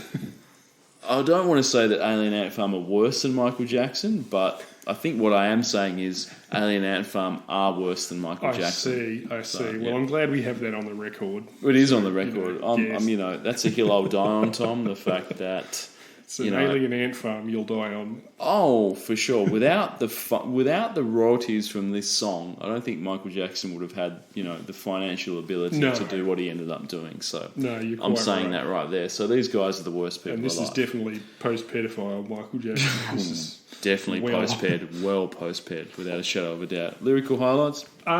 Sure. Well, I think most people, including me until yesterday, thought that he was repeating "Eddie, are you okay?" Yep. But he's not. He's saying "Annie, are you okay?" Yep. Supposedly that was inspired by Resusci Annie, which was a dummy used in CPR training in America for a long period of time, which I guess Michael Jackson got at some point for reasons that I'm 100% sure were healthy and normal. It sounds dumb, but apparently part of the training involved repeatedly asking "Annie, are you okay?"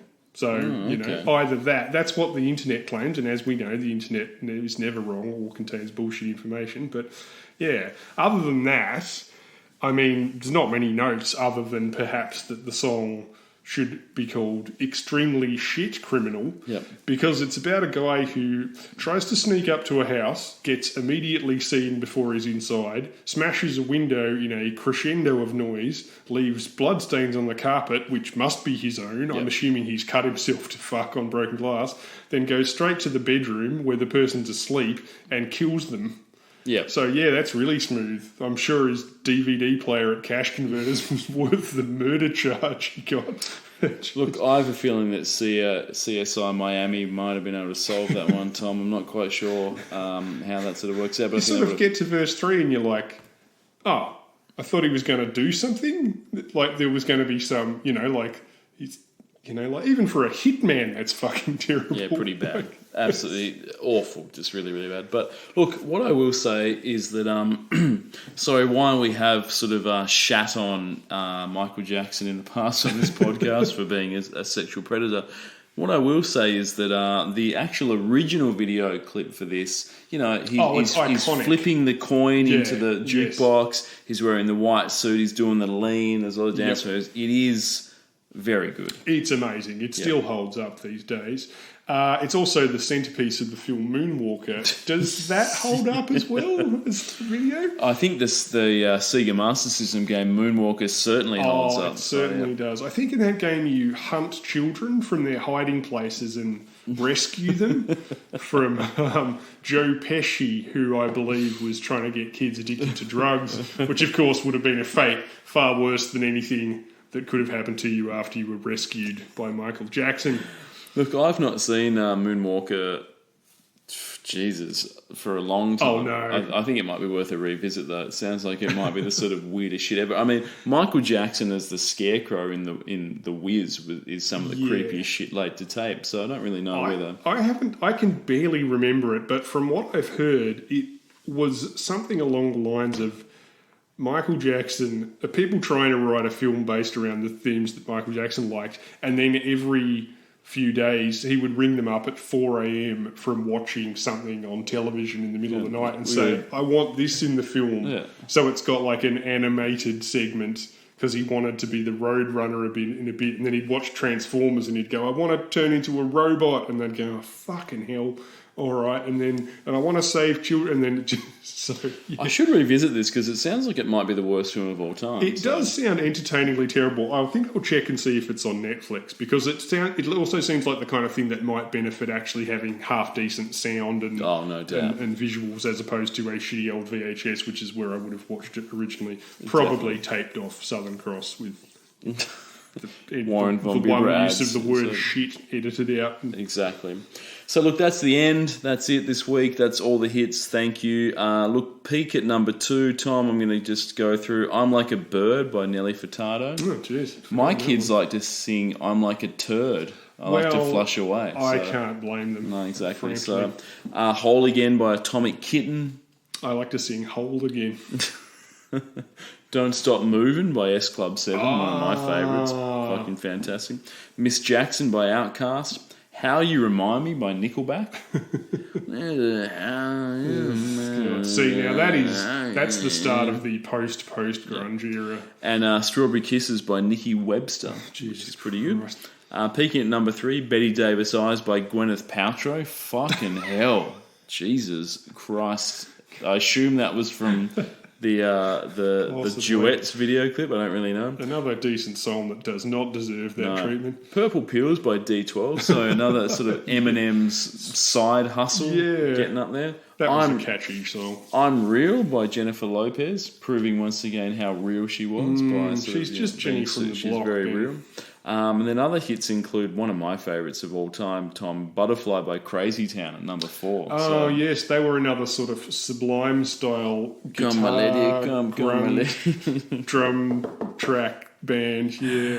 They were like a rap metal terrible band, and they had this one song that didn't do that, but it was just a Red Hot Chili Peppers sample that they rapped over, so good stuff. Arms Wide Open by Creed. Ass Wide Open, that's definitely. And Let Me Blow Your Mind by Eve featuring Gwen Stefani. So there's some of the songs that didn't make it to number 1, but all of those are probably worse or better than the ones we talked about. It's been a mixed year, but we've definitely done worse. Oh, no doubt, exactly. So cool, thanks for listening. Spotify, check what YouTube listeners on playlist. Spotify, YouTube playlist. All the big hits. Got an Instagram thing that whatever, doesn't matter. Thank you for listening.